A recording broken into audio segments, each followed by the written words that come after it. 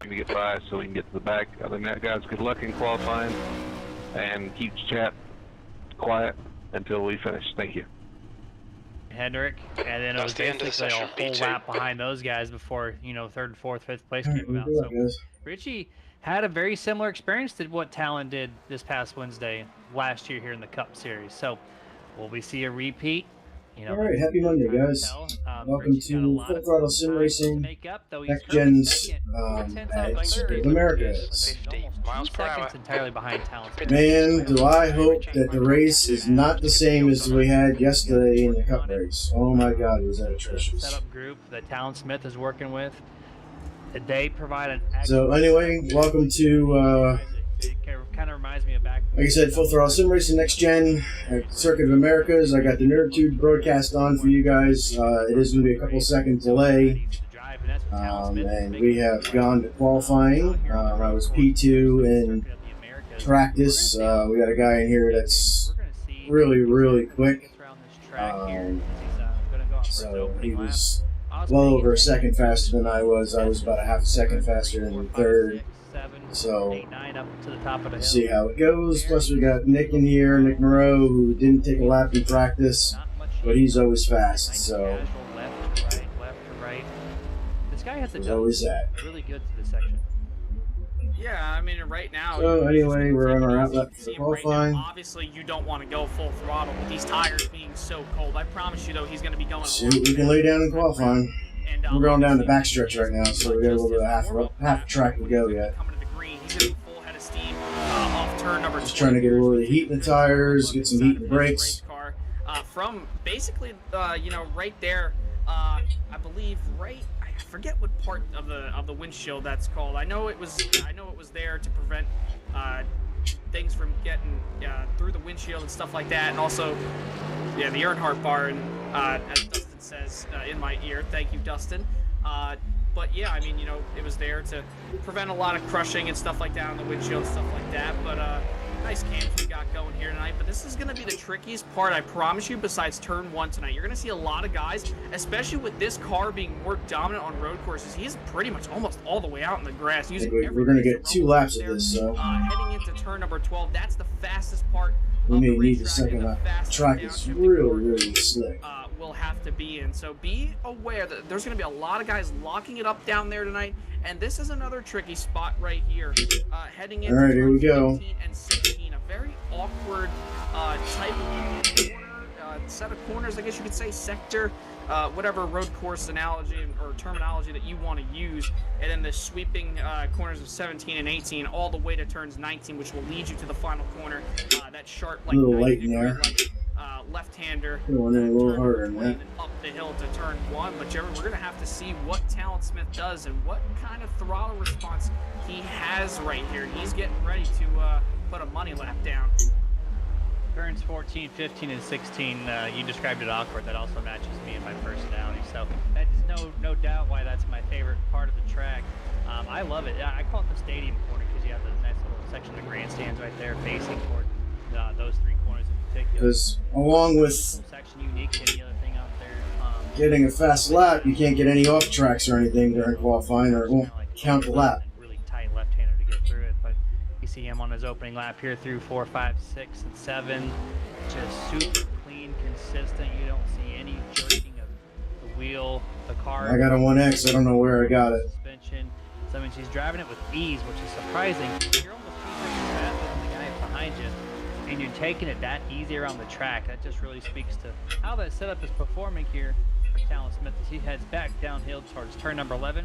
One of the main passing points at this track. It really opens up wide here, just like the does, and then it just really funnels down tightly to that tight left-hander. Then the longest straightaway, I think, on the NASCAR circuit, is really long stretch between 11 and 12. You might as well call it the back stretch as he heads off the 12. Yeah, Pocono used to be the longest straightaway in NASCAR, that front stretch. And I will tell you, as somebody here who lives up in the Northeast, Pocono is a very, very wide, long front stretch. You feel like that straightaway there could just last forever, and you look like you're looking into an absolute brink on the horizon in this sense, if that's the right form of words to use. But yeah, I mean, now that is the longest straightaway in NASCAR. Obviously, from turn 11 to 12, that straightaway, like we talked about, it's going to be super hectic.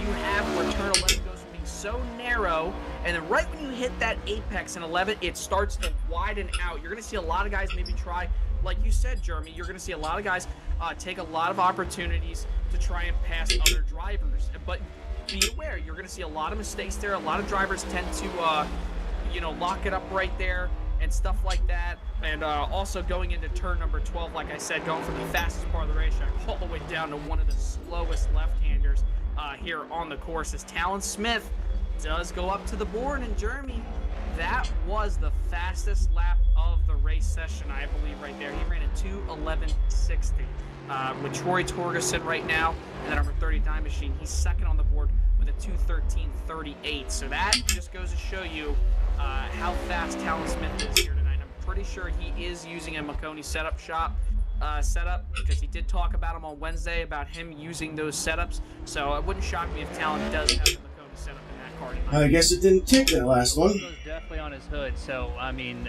no other place I think Great. he's going to be powering that machine tonight. You can't miss the car, but you're probably going to miss him on the broadcast. He's going to be so far ahead. It seems to be that we're probably going to be focusing on second place on back. Another one of the guys that we're going to focus on too, not to take away from the 18-second lap, but Chris Curtis, we got him on the chat with Robert Curtis, saying this is his track house style of race. If I can correct myself, this track is your wheelhouse. Let's get her done. That's what he actually said there in the chat.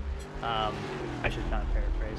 But so Chris Curtis looks like he's going to be one of the guys to look out for. Currently residing in 5th place here, as we got 12 laps currently put down on the boards. Talon Smith, we're watching now. We got 15 on your camera here. That's going to be Nicholas Moreau as Dustin, our producer. By the way, shout out to Dustin. I never bring him in at the very beginning. I always introduce my partner, my co-host here, but I never introduce my producer. So Dustin, good shout out given to you. I know you work hard behind the scenes. We don't forget about you. I promise you. But he calls Nicholas Moreau Rocket Man Moreau. How fast he is in qualifying. I just don't think he has anything for Talon Smith as well. Yeah, Jeremy, definitely not going to have anything. I wouldn't be surprised, though, if Nick does probably come inside the top 3, because right now, obviously, he is third up on the board with a 2:14.15. Obviously, drastically slower than Talon Smith. And you know what the funny thing is, too, Jeremy? We talked about the lack of downforce, too. You could just see going through those S's, oh my gosh, as the 15 gets super loose right there. I looked away for a second. Next thing you know, he was losing it there through the stadium section. It's like they got Nick on the camera. Man, Nicholas Moreau right now as he drops down to actually 5th. Richie Coy and Ryan I think my first lap was actually faster. Spots, respectively, here in qualifying, both with a 2:13 and a 2:14. But yeah, I just don't really see anybody really challenging Talon Smith here. We know that Nicholas Moreau is a very, very fast qualifier. He's gonna have to try to really, do something. Because if I am correct, I don't believe he did all that well last week. I think he got wrecked earlier on at Atlanta, and then obviously what happened to him back at Phoenix, getting involved in that late race yellow, and obviously, just controversy, late race racing, it happens, man. He wants to try to obviously redeem himself again here tonight after a streak of bad luck recently here in the Mach 1 Performance Cup Series. Yeah, absolutely here. A couple guys put out some good times. Richie Coy, 2:13.3. Troy Torgerson, you already mentioned him, 13.1. Still, not in the 11-second bracket like Talon is, but that's some really strong speeds there from the 39.19. We got a minute left. On the chats, we got Coaster Fan Leo saying, let's go Smith and Stubbs. Rooting for them always for Omnia Motorsports. And then over on the Facebook chats, Matt Quiche, Mr. Quiche, he says, yo. I say yo back to you, my guy. But we got 14 guys only taking laps so far. We are a minute and 20 left out of this 10-minute qualifying session. So over basically half the field has not put down a time as the 15th car does. Goes all the way back to 2 minutes 18 seconds, that by Sherwood Williford. So a lot of guys taking it conservative, Jason. It looks like they're going to start in the back and maybe watch the turn 1 mayhem. If you watched the real race yesterday, it was complete chaos toward the end through turn 1. 5 wide minimum was required. Will we see something like that tonight, or are we going to see a pretty conservative up and down? Well, I don't believe so, Jeremy. I mean, we didn't really have any trouble going into turn 1 for the truck series, the Martin Sports Truck Series last week. I really wouldn't expect much here tonight. I mean, you very well could, though, because obviously you could get on the brakes a lot later, a lot harder in these Cup cars compared to the trucks. Obviously, the more speed, more horsepower, so that could lead to some issues, and obviously a lot of potential for a lot, and I mean a lot of lockups. Going through those really short 29 cars, a lot of speed, only 15 and downshifting hard into the braking zone. That could cause for some controversy. I wouldn't be surprised if Talon Smith has something happen to him, but I tell you what, man, I really do think, Jeremy, if anybody's going to beat him here tonight, I think somebody's going to, I hate to say this, I think somebody's going to either have to turn him or he's going to have to junk it in this first lap, probably. I think he's going to have to beat himself personally. He's going to have to mess up somewhere in one of these corners and really put himself in a bad predicament. But qualifying is over. We're going to love to get over this race starting grid for you. Of course, we've already talked about them. All qualifying. Talon Smith. We do have a stage break tonight, but there's no, I mean, that's a break, there's no caution. Third but place, stage points, I believe, we're double checking that will be scored on lap 18. So lap 18, the completion of that lap will be place, Tony the stage break. 8th place, Chris Curtis. Just remember, 9th, Ryan Chapman. you got 44 laps. It is a long race, so take care of each other. Be and then to round out your top 20, Jeremy, you got Brian Bliss there in the number 3 machine. He'll start 11th. Colton Gum there in the number 10. He'll start in the 12th spot. Wayne Grossi, 13th. Joshua Johnson, 14th. The next row, you got Sherwood Williford, a driver who's been pretty solid here these last few weeks. He'll start 15th. And James Wallace looking for a good run after Phoenix a few weeks ago. Stephen Allen, Truck Series winner last year, in 17th. Jeff Chandler, 18th in the round out in the top 20. Steve Loomis in the number 17, starting 19th. And Chad Lang in the number 4 from Canada. Remember the race is Brody Hanna starting in 21st. Brandon Elder. 22nd. 23rd belongs to Josh Mayu. 24th, Alan Crowell. 25th, Robert Milliken. 26th, Casey McMullen. 27th, James Torrey. 28th, Timothy Stubblefield. And the smallest field of the season, 29 cars. That's impressive to say all by itself, but Justin Diltz is going to be starting temp is 96. his own row. The air temp is 70 Fahrenheit. Round out P3. Mach 1 Performance Cup Series starting grid order here. Circuit of the Americas. Follow car number go back 18 to what I was saying in the before right the column. grid. Talon Smith, you say someone's going to have to maybe knock him in the fender. I think he's going to have to do something himself. We need to catch up to There's car no number stage 18. break. We got fooled this past Wednesday thinking there was one, but there wasn't. It's confirmed there's not going to be one tonight. So, I think the 18's going to have to cause an issue by himself or on pit road, somewhere where maybe a lap car, maybe something like that will happen. You know, we saw some lap cars this past Wednesday. And actually, you know what? We have a 23 and the 18 both not going, Jason. Oh, thank God you did the short parade one. This is strange. Yeah, this is strange, and it's not. Yeah, I think they took E.L. Wells. I think that's what I'm hearing right now, and this is going to make it an interesting race. Yeah, they're going to have E.O. Wells. Yep. Wow. So this changes the complexion of this race a ton. Now, obviously, Talon, he knows he's fast enough. I wouldn't be shocked to see him get towards the front. But, Jeremy, I talked about it, and I was going to say it just a little bit ago. Track position is key, my man. I mean, if you're fast like Talon Smith, I'm sure you could probably blow through the field just like A.J. Allmendinger good luck, guys. In the Xfinity Series and the Cup Series back on Saturday and Sunday. So I think if you want to consider an A.J. Allmendinger type driver out here, you might want to take Talon Smith as that driver to be here this afternoon. Okay, Richie, stay calm, focus. Americas, but this is going to be interesting, Jeremy. He's going to have to maintain himself through this traffic, get around them cleanly. He's going to have to learn how to give and take. Obviously, 44 laps. You know, oh my gosh, 3.426 miles.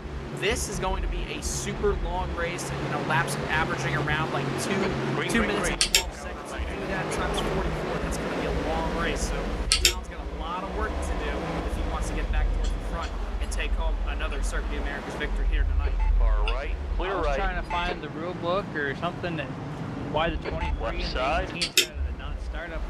Keep it steady, clear to the left. Penalties or no nothing. So I honestly am not too sure, but we are going green flag right here as they head up the hill. We It did. looks like one car is already going to start in Looks like there's a drop to the back. He's not going to press the issue there. But they're really fanned out here Good going start, up mate. the hill. Nice one. Richie Coy really drives it in deep right in front of Troy Torgerson. Takes the lead, gets the run down the hill, and I think that little move right there is going to work for him. Yeah, that was interesting there, man. I really thought Richie Coy was going to take himself out, and also Troy Torgerson, but they were able to get the returns 1 and 2 cleanly. Now they head through the S's, one of the trickiest parts. Can't really go side by side here, Jeremy, as everybody starts to single file out. But here comes Richie Coy. He was fast last Wednesday, and here he is on Monday. So far, so good for him as we're taking a look at the Nerd TV replay. We're seeing the 17 few drivers coming out of pit road here initially at the start of the race. Yeah, that's them starting in pit road essentially. They did not want to be a part of the turn 1 potential chaos there. They took it easy. They're going to reside in the back. I also want to make a quick mention. All that talk we talked about Talon Smith, he erased that. He is disconnected manually from the server. So Talon Smith will not be a part of this race. It does not look like, at least the beginning half, it will not compete for tonight's victory. So, huge change up here. This is going to bring every other person into the picture. A lot of these guys are running 213s, 214s. So this race just got a lot closer for the win tonight.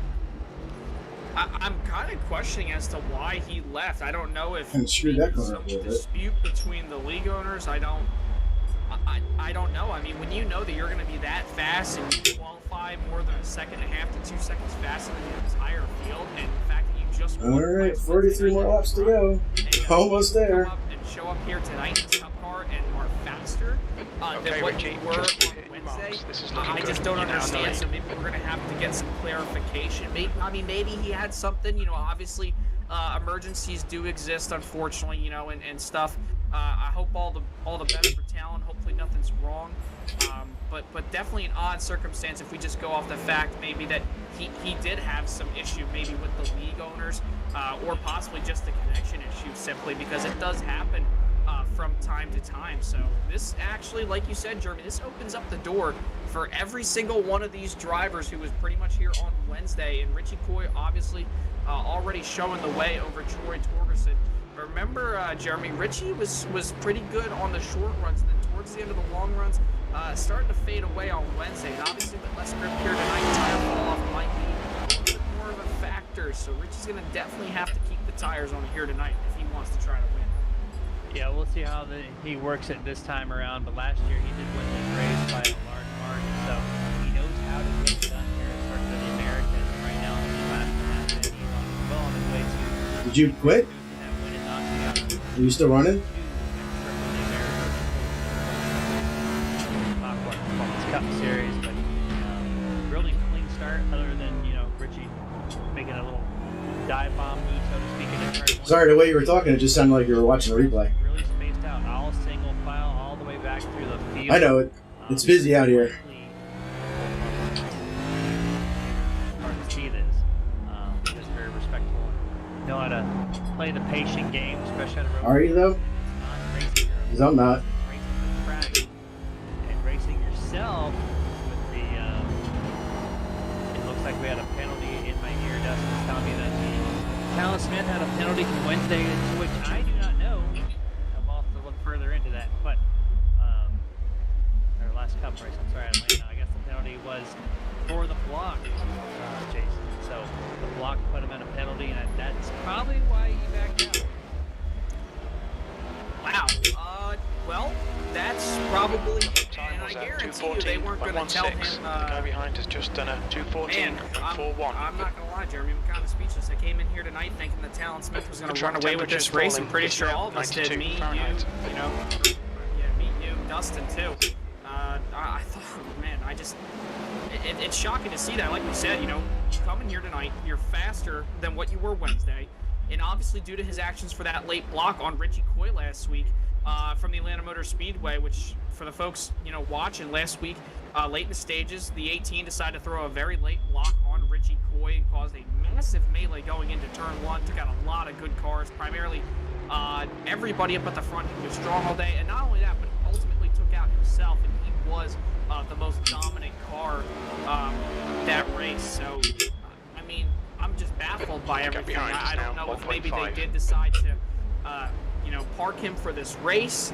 But if that's not the case, he probably was just so frustrated by having to serve that penalty that he just said, hey, man, screw it. I'm done. I'm not doing this tonight.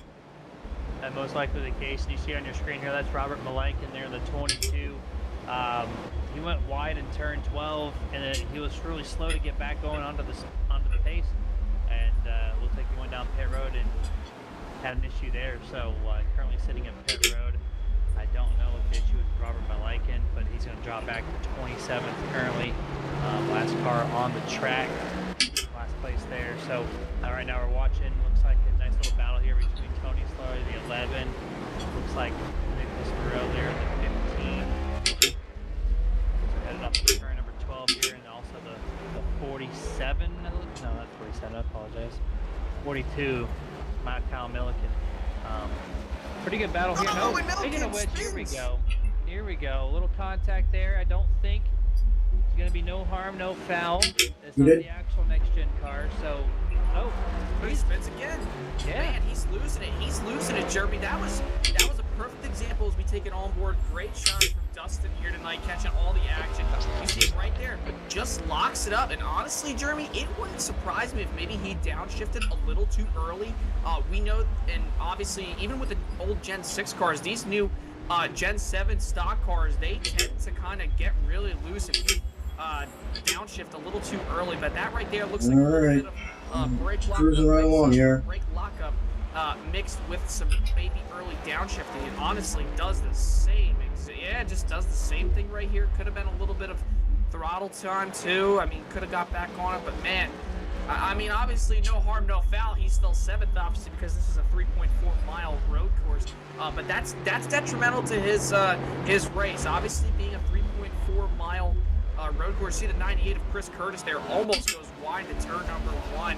But those two incidents by Kyle Milliken, that could cost him a top 5, a top 3, a top 10 at the end of this race, depending on pit strategy, depending on who's faster, the fall-off time, and so be it. That's why with these road courses, Jeremy, you've got to be on it, absolutely on it the entire race. You've got to keep your head in the game. You can't. All right, so the stage is at lap 18, at the end of lap 18, so I need to get to that. Matching the shifts, the braking points, you do not want a mistake here tonight, because one little mistake can cost you 10, it can cost you 10 spots as well. Yeah, and he's got a long run to go before we see the first green flag pit stop. So those tires are hot right now. They are slick.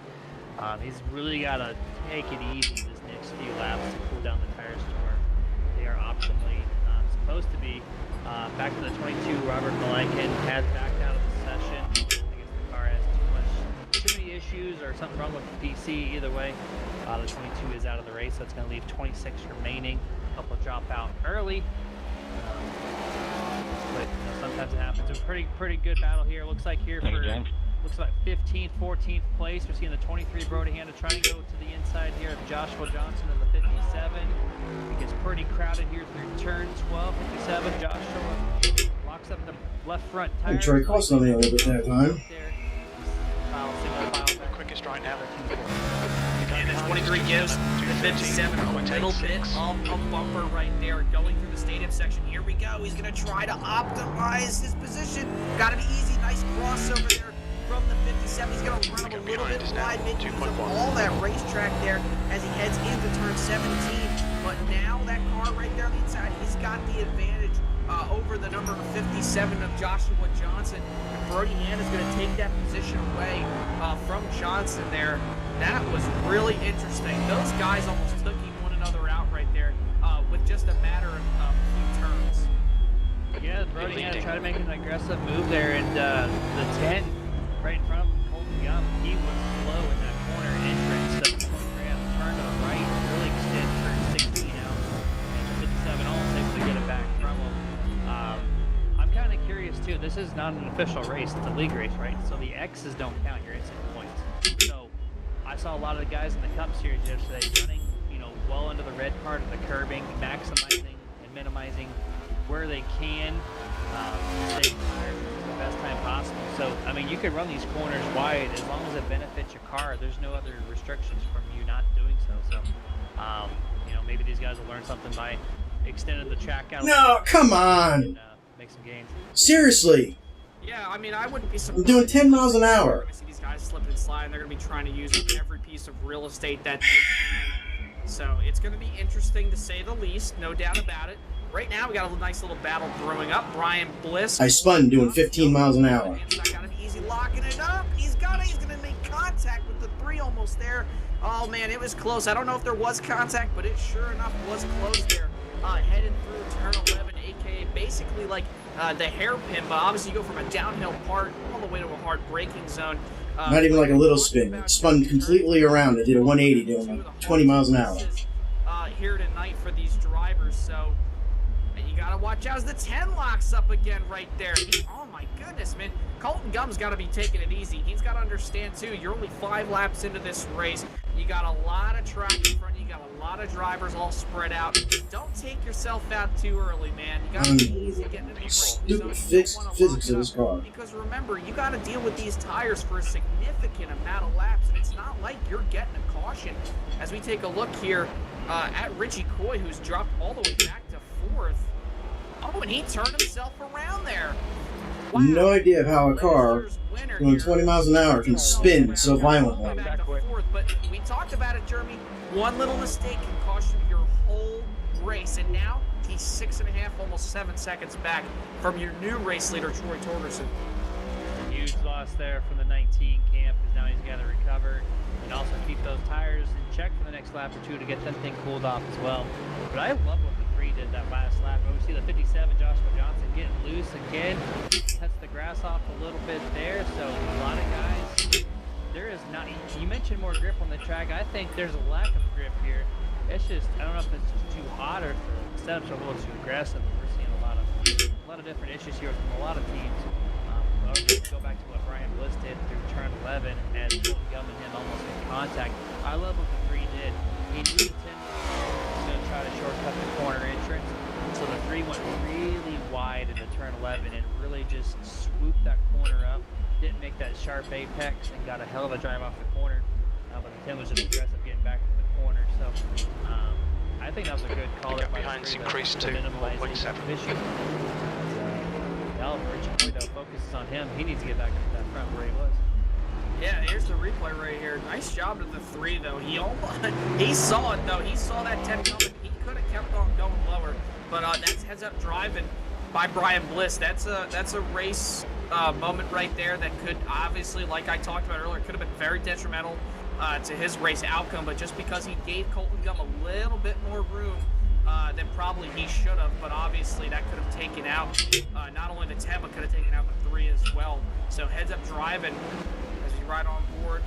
Right there, that's the number 41 machine. Here he comes, coming to the corner. Big lockup by Alan Crowell there into turn 11. Time was 2:13.38. Jeremy here early on.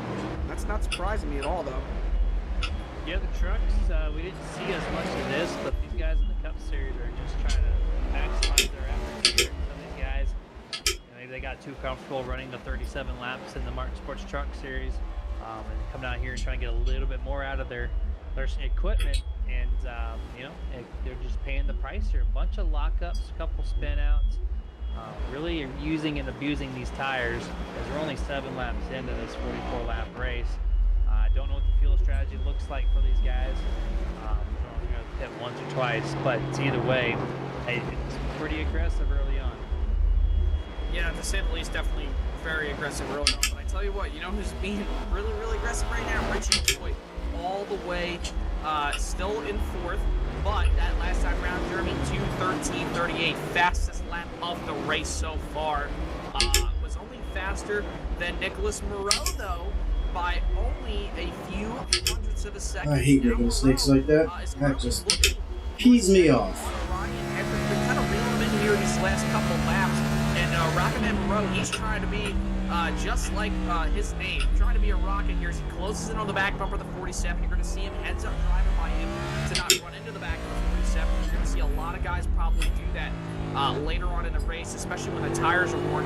But this is going to be a very big opportunity for Nicholas Moreau to close the gap a lot here down the straightaway, especially having this draft wake, and then heading into turn 12 might be able to try to outbreak him here. We'll have to see. Nice and clean here. I think this is a great time. We're actually going to continue to focus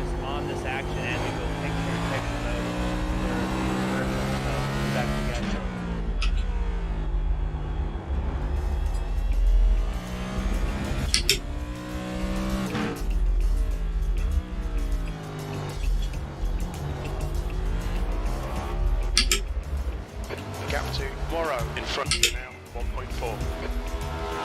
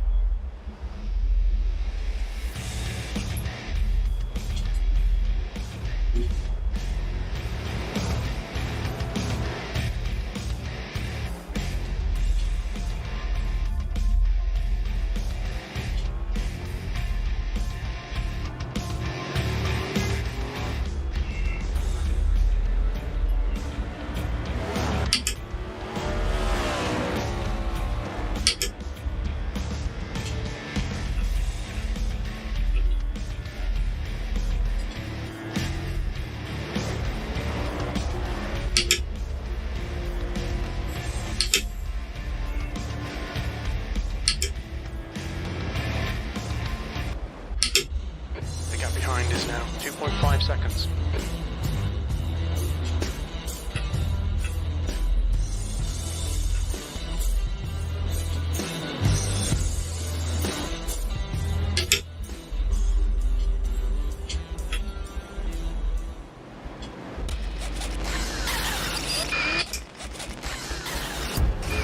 On your left. Still there. Still there. Hold your line. Still there. Clear left.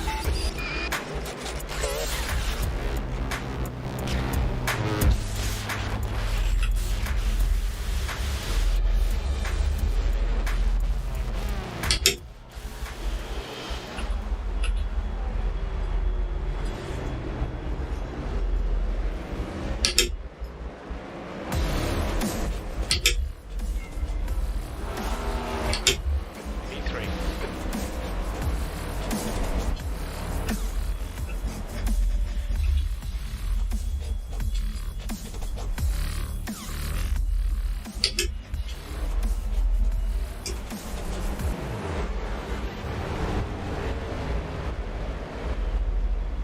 And back to full screen action here, and we did not leave this group of cars this entire time. We're watching Richie Coy work his way back up through the field after Alright, that pit Richie, stop. hold your or nerve, just that keep it spin out, smooth, rather. no mistakes. You had mentioned, Jason, that he was 6.7 seconds back. This man's only 4.1 seconds back now, so he's almost made up, you know, over a third for sure, but almost half the ground here. And after he gets around the 15, he has an eye set on that 39 Troy Torgerson. That was his race. I mentioned about Talon Right Smith side. maybe losing the race on his own. Clear right. This might be the case of Richie Coy trying to do it himself. I know he doesn't want to do that, Yeah, but nailed that fucker. at least he did it early, right? He still got All right, where are we at? Lap 9. laps to recoup that up. So, not just hit, he's making some gains right now. Yeah, he's definitely making some gains here on the number 15, which is funny because Nicholas Morel, we call him Rocket Man. Oh, he's gonna let the 19 go by. Interesting. Man, I tell you what, I don't really think, Jeremy, right there that Richie Coy was gonna lock it up. The 15 just kind of handed Richie Coy that position. And by the way, out of those top 4 guys who've been battling here these last couple laps, Richie Coy was the fastest on the racetrack. He ran 2:14.99. So Richie Coy definitely is making some headway towards the front, but like you All right, talked back about, up to second. better to have that happen early on than later in the race. But he's definitely got to recuperate his thoughts, his driving style, his craft, and make sure he doesn't make a mistake like that towards the end. But I wouldn't be surprised if Richie Coy in the next few laps reels in Troy Torgerson, because he has been faster than him by about half a second a lap here these handful of laps. So Richie Coy coming to the front in a hurry. And back up to P2, second lap time was place, and, moving quick. 2:14.25. Yeah, I think the 15's in turn 11. I think he saw the 19 originally just driving a little bit deeper, and he's like, man, I know this guy's faster. The 15 almost looked like he wanted to make the bottom apex there in 11, and then turned his wheel to the right, saying, hey, I'm just going to give it up because this guy thank you, Wayne. and he's really fast. So we let him have it. Second place now belongs to him. He's already got about 5 car lengths or 6 car lengths on the 15 as the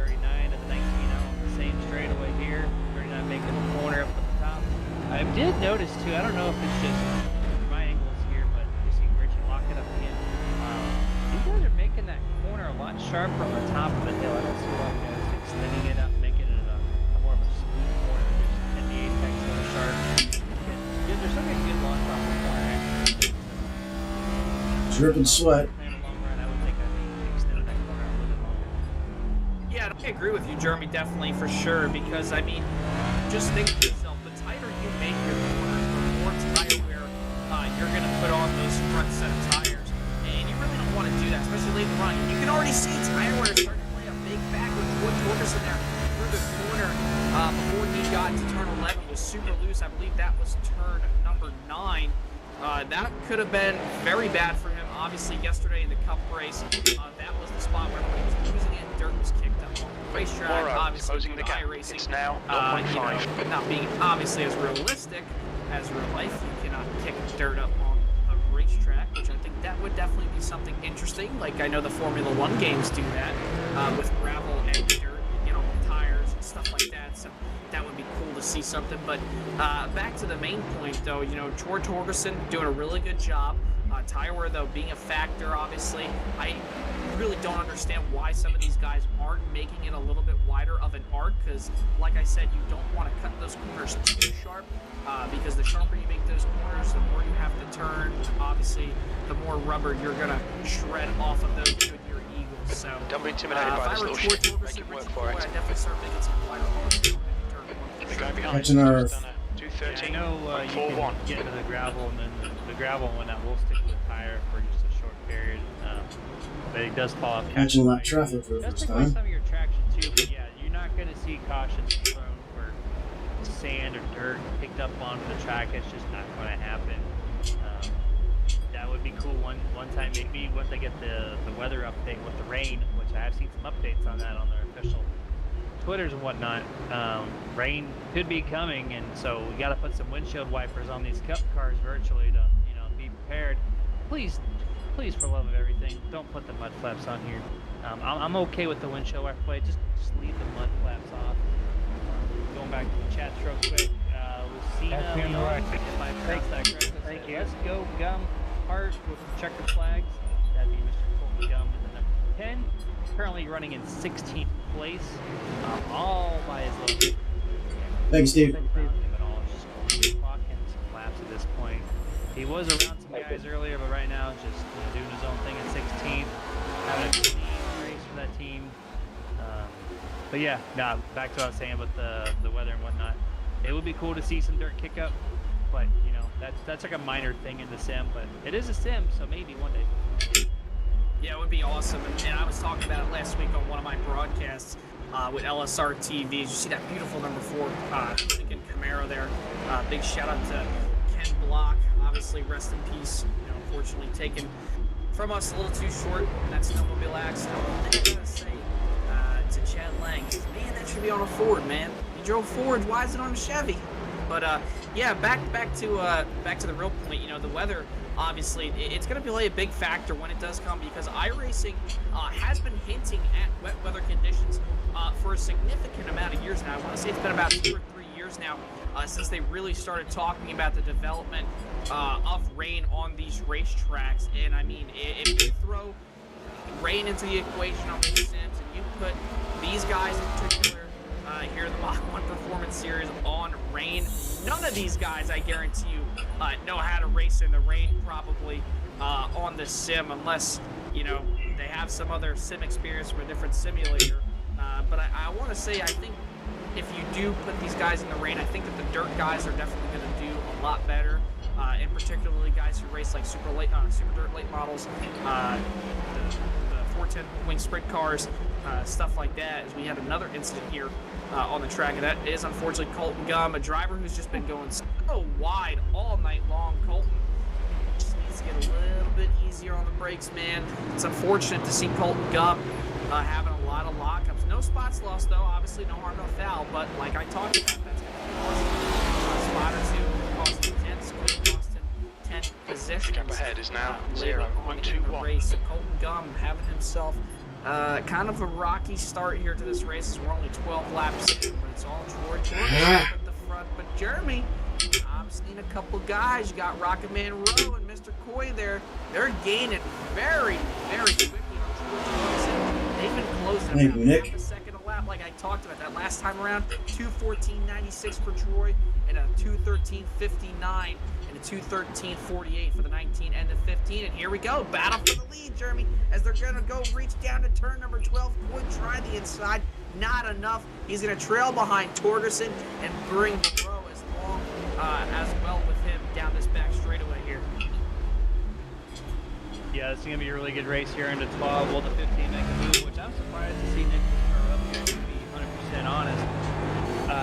This guy usually runs really fast early and has more fall off compared to others, but this time on the road course, this 15 can't run motorsports. They have this long run setup here. He is matching, being better than Richie every single lap. Now behind the 39 Troy Torgerson. Had a much faster fall off on this run. All laps in the schedule 44. They're kind of checked up right now. Was that 250.00? Shortly after they get around the 39. Desperately holding onto that car and holding onto that front position. Yeah, and Richie Coy really doesn't have to get around him. His biggest competition right now is Nicholas Monroe, but you did talk about Nick being a driver who's very fast on the openings of races or runs and then kind of falls off as the run progresses. But, I mean, he's still fast right now, obviously hanging in with last year's defending race winner, Richie Coy, as Nick actually looks to the outside, might try to cross over here out of turn 1. He kind of tried it, not enough, though. Richie Coy's going to have that position still. But Richie right now, he's just got to be cool, calm, collective. Remember, long race, man. You don't got to be risking your car. Richie obviously knows what he's doing. He's a great driver in the sim from what I've seen. Right side. Right here, running in second, racing down there. Torgerson. I wouldn't really be surprised if he probably takes the lead going Great pass, mate. Well done. All right. Really good battle here, coming through the S's. They are bumper to bumper here, first and third at the top. Headed down, turn 10 and 11. Richie has the position. Does he attack here? He's one of the patient guys here at FTSR, but he's going to make the Right attack side, this time. clear right. This is about the second or third time we've seen him make this move here. A little more aggressive on this road course, and it pays off for the 19. Richie Coy is resuming as your race leader now. Nicholas Moreau all over the back bumper of the 39 of Troy Torgerson. Heading up into turn number 12. I think we might see the 15. Well, I'll take that back. 15 let him go. I'm surprised he didn't make that attack to the bottom of 12, but he's going to let him see another day. But the 39 makes his own mistake. Come on, dude. Hit your marks, dude. Moreau all by himself. Oh, Ryan So now Hendrick went off too. 15. Ryan Hendrick went off too. Right there in the back. That was unfortunate. 47 having some issues. Apparently he's running at 4th place last lap time. Yeah, that was a big moment for the 47. We were seeing them come off turn 12. And I had to come off because I saw the 47 go way wide. I almost thought he was going to end up there in the soft wall, but unfortunately, no harm, no foul, -1 position though. And that moves Tony Solari there in the number 11 machine. He moves up to the top 4 right now. So he's going to try to go chase down these top 3. Richie Coy, good job being patient. Nicholas Moreau finally got around Troy Torgerson as well. After the 39 went wide, but you can just see how much grip these guys don't have right now later on in this run. You saw the 19 and the 15 as well. They're off turn number 20, getting super loose. But these are the two probably that are going to be in contention for this win here tonight. Nicholas Moreau, known for being the Rocket Man, just like Ryan Newman. But he's Rocket Man Moreau here tonight.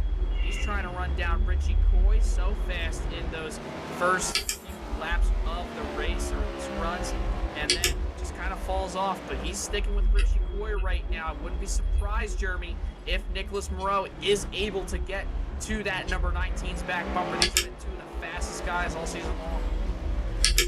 Yeah, these guys through all of 2022 had a little fun rivalry going.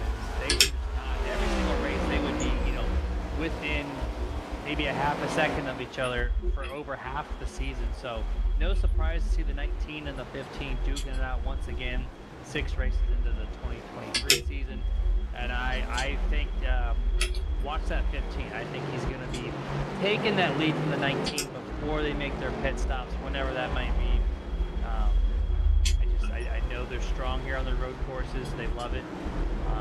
They got that long run setup here. Richie did spin out early on. So, I mean, the tire wear advantage has to go to the 15. And I've not seen the 15 lock up the tires like the 19 has either. So, all that being said, I think, watch that Nicholas Monroe camp. I think he's going to pick it around the 19 here. Yeah, well, also remember, too, Jeremy, Richie Coy made a mistake out of turn 12, which cost him the lead just a handful of laps ago. He didn't just lose one. He didn't just lose two. He lost about 3 or 4 positions, and now Richie Coy's back in the lead. So he doesn't want to get up on his high horse too quickly. Obviously, Nicholas Moreau still hanging in there, only back by about 0.4 of a second. Nick very well could still pass Richie, and the opportunity for a mistake is wide open here at Circuit of the Americas with how many twists and turns we have. You see one driver there. That's the number 27 of Ryan Chapman go wide into turn 11. That's just been the trouble spot all night between turns 11 and 12, like I talked about, man. And it's only going to become more frequently all night long. And hey, that Okay, last Richie, time around, ignore that Jeremy, fucker in the mirror. Nicholas Stick to your Moreau, line. Nail those fastest exits. lap of the race, and he's closing it on Richie Coy. 2:13.33 that last time around. Rocket Man Moreau is on a mission to try to get to the moon, and by the moon I mean first place with his rocket ship, number 15 Camaro. He is chasing Richie Coy, and he's about a car length away from getting to his back bumper.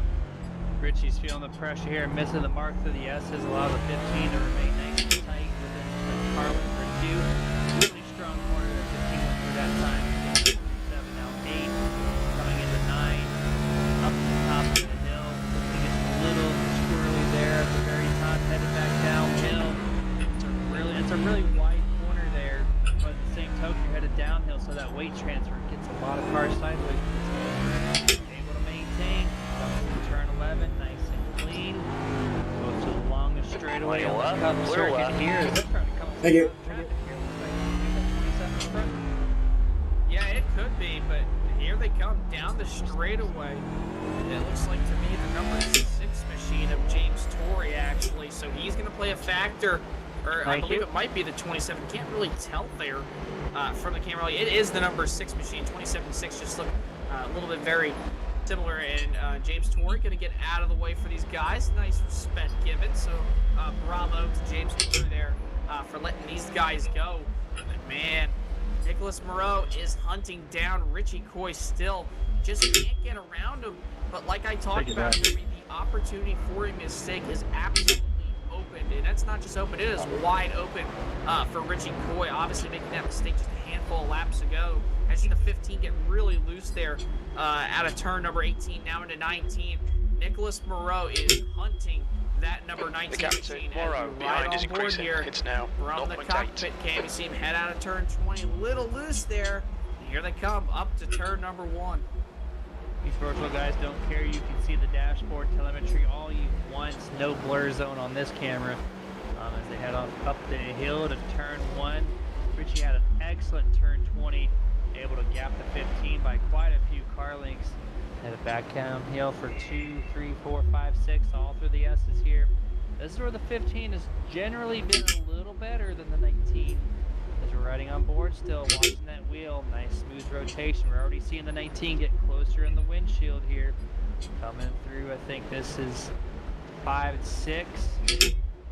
Going through 7 now. Alright, we're starting to pull away a little bit. This is good. He's getting there. He just has to get the back half of the track down, and I think Moreau can make it. Just don't screw up again, moron. He's losing a lot of ground. Back by about a second, 4/10 right now. And Richie Coy is starting to put it on the jets right now.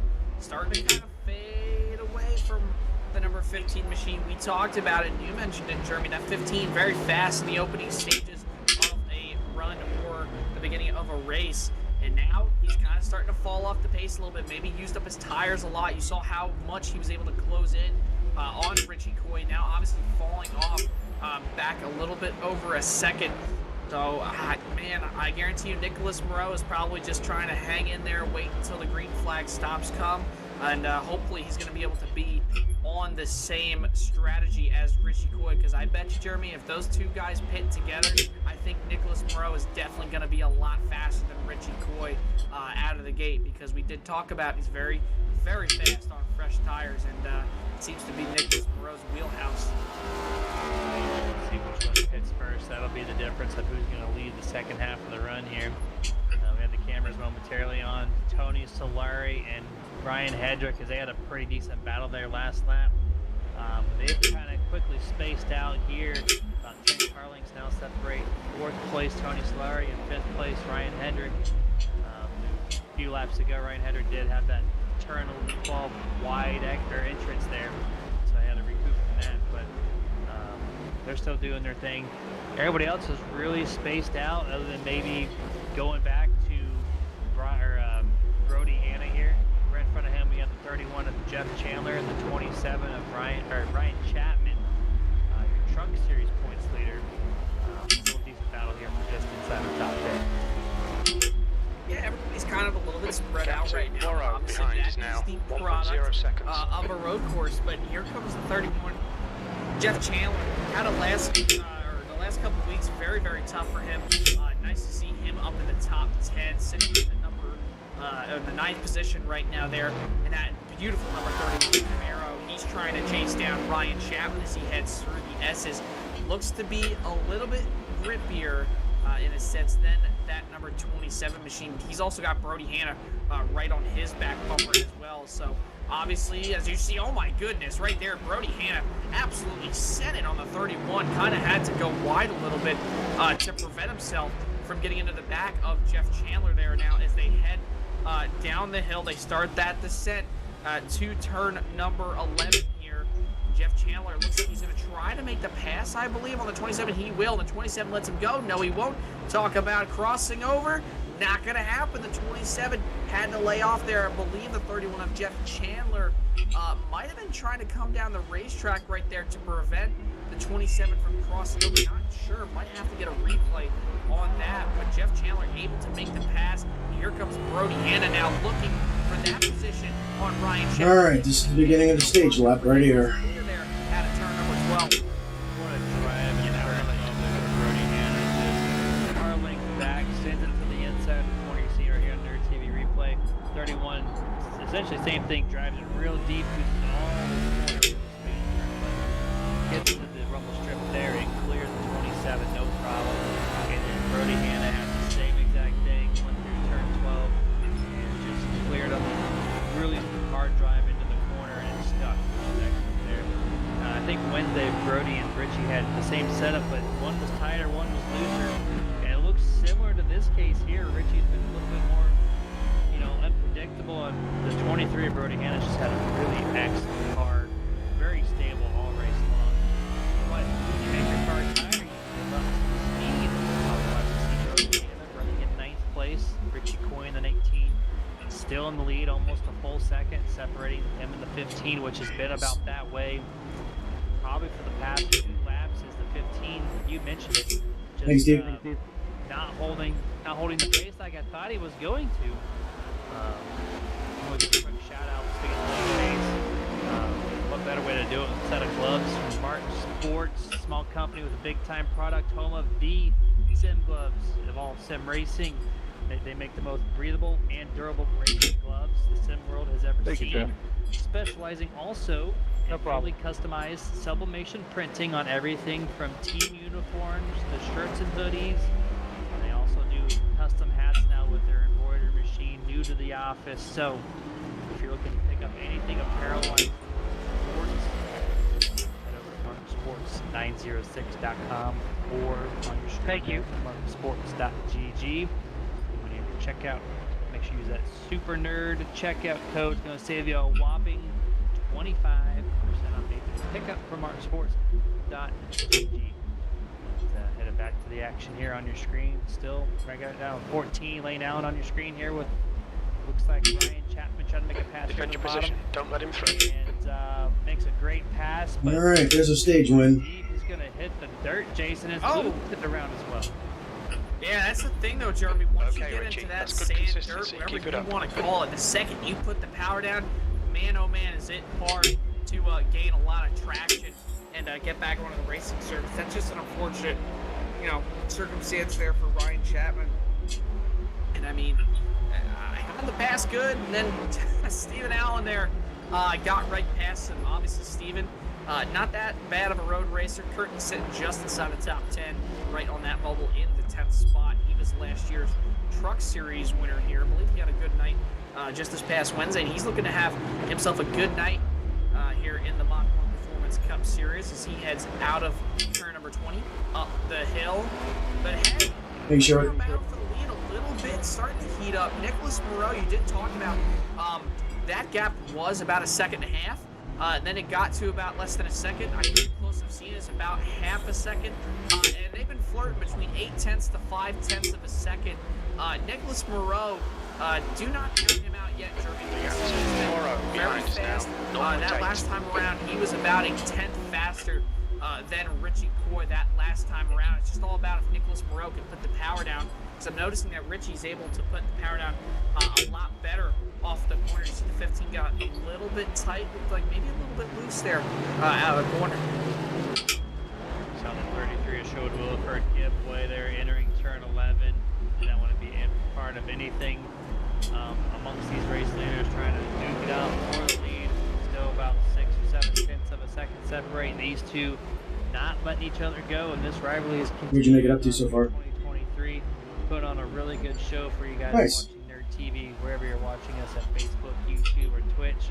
We're live and we got you. The chats are open, guys. I don't see anything live in the chats at the moment, so I mean, if you are watching and want to comment or have a suggestion or question, we'd love to shout you out. So they're open, ready for you. But 15, that time through the staging section of the track there, Jason. Really closing in on the 19. He's been struggling through this part of the track. Thank you very much. I think if we could do that a few more times, we might see a little change up here. Yeah, that 15 is really close. And actually, this is the opportunity. 19 went wide. 15 was going to attack. Thought to himself, nope, not going to dive bomb it. Shout out to Rocketman Moreau there for not. Yeah, I think he's totally genuine. That's just heads up driving. Very, very respectful out of Nicholas Moreau. And he's doing a great job just trying to reel in Richie Coy right now. But still 0.7 of a second back from him. Any more mistakes like that by Richie Coy could result in Nicholas Moreau taking that lead away from that number 19, that native from Haskell, New Jersey there, as they wrap around turns 2 and head towards the S's, where Nicholas Moreau has been a little bit faster than Richie Coy here. We'll have to see. And off through here, fairly clean, fairly equal for these two once again. 15 just slightly gains through the first half of these S's, but when it comes to the top of the hill, the 15 just seems to loosen grip. So Nicholas is trying to figure that out as they get to the top of the hill. Just has to feather the throttle a little more, gets a little sideways there. Just can't get the power down. It allows the 19 to really extend that lead, almost 10 car lengths entering turn 11. Very similar corner entrance here through that corner, now through the long straightaway. Maybe about a 5-car separation without having any attempt to pass once again. These guys, Jason, are on lap 20. We are 2 laps away from the halfway point, so I think this is going to be a one-stop shop for these teams. So I would watch lap 22 coming to lap 23. You'll see a lot of these guys come down pit road for their own stuff. Yeah, that's more than likely going to be the case, Jeremy. That's how it was last Wednesday night for the Work Sports Truck Series, and obviously probably going to be the same result here tonight. You know, and I mean, if you're Nicholas Moreau, you either pit the same lap as Richie Coy, or you pit earlier, or you pit a little bit later. So we're going to have to find out and see. I'm dripping in sweat already. End up doing. That's going to be probably one of the key points. Nick, very good on the short run, but Richie's able to really maintain that gap in the mid stage of a run or towards the end of it. But Nick is still able to hang in there. So yes, this door is going to be wide open for these guys here in just a handful of laps. Haven't really seen anybody notable inside that top 5 to top 10 pit yet. So gonna have to find out. Time's ticking. Who's gonna be the first one to pit and try to leapfrog these guys with those fresh tires? We're going to find this out in a couple laps. We're going to go back to a commercial break right before the pit stops do happen. So we're going to go picture-in-picture mode, and we'll be back with you guys after a few messages.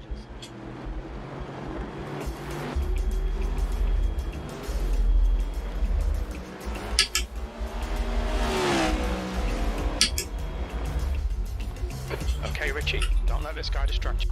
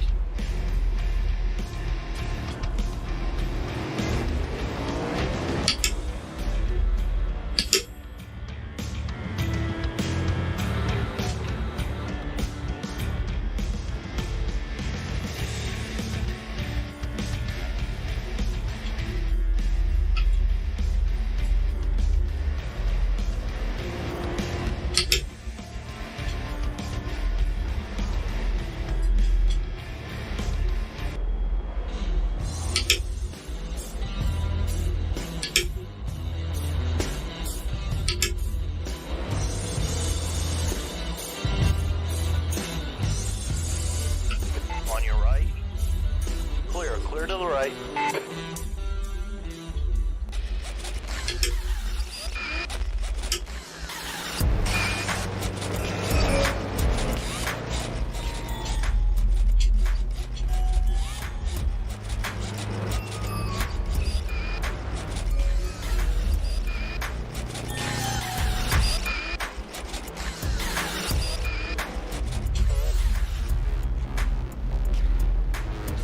Sorry, Jeff. That's like a little hard there.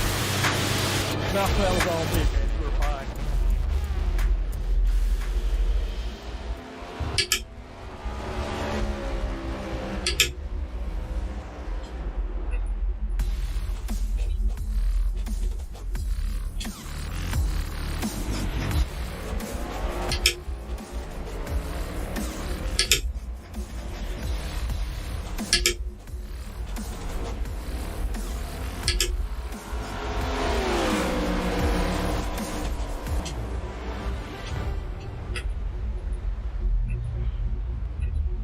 And back to full screen action here of the Full Throttle Sim Racing Mach 1 Performance Cup Series, and we are still focused on the 19 of Richie Coy, the 15 Nicholas Moreau. Really the only battle on the track, and it's also the most significant one, as these guys are first and second place still, as we're on lap 22 coming to 23. Jason, which one do these guys think are going to dip down first? Do you think the 15 is going to get that early advantage to make that pass? Or do you think Richie might shortcut that idea and give up the lap lead anyways? I really think that the number 15 is probably going to have to, more than likely, Jeremy Pitt at the same time. I mean, you can't really lose all the time in the world by pitting a lap later than the 19, because just think about it, that 19 is going to come out on track, and obviously you're not going to go a lap down because this track's 3.4 miles long. The 15 is going to definitely either have to pit a lap earlier than the 19 or stay on the same strategy and pit exactly what he does, because if that 19 pits earlier than the 15 does decide to stay out for a lap, Richie Coy is going to have pressure. Here they both go. Never mind, forget exactly what I said. Now the question, Jeremy, is going to be who wins the race off of pit road, because they were both very equal coming into pit road and put only about a car length and a half between those two. And here also comes Troy Torgerson, Tony Solari, Kyle Milliken. Everybody's in this time around. This is super interesting. I know these have a wider wheelbase than the normal Cup cars from previous, so I know the tire wear isn't as extreme as it was in the Gen 6 cars previous to that, but to come down all at the same time, you just make sure, if I was I don't know, it's tough, man. He might beat him. Nope, he gives it away. It squeezes up right there, funnels in tightly on pit exit. The 19 is going to resume your race leader. I'm surprised everyone came down at the same time to not do it, because the 19 already walking them up early. But I guess the tire wear is not really a huge factor in comparison to years prior. Yeah, Come on! I mean, we saw in the Cup race yesterday. What the hell? There was not really a huge factor compared to the Xfinity or the Truck Series. I mean, don't get me wrong, it's definitely a factor here today. It's just definitely not as much of a factor as the Truck or the Xfinity Series cars, both in real life and on iRacing. Obviously, with this wider, low-profile tire, but I mean, still, you're going to have. I've never had cars break loose and just lose control. Oh my goodness! Nice job by Richie Coy with saving it and not hitting that inside temperature's wall. decreasing. Jeremy, It's now 84 that's what Fahrenheit. cold tires is gonna do to you, man.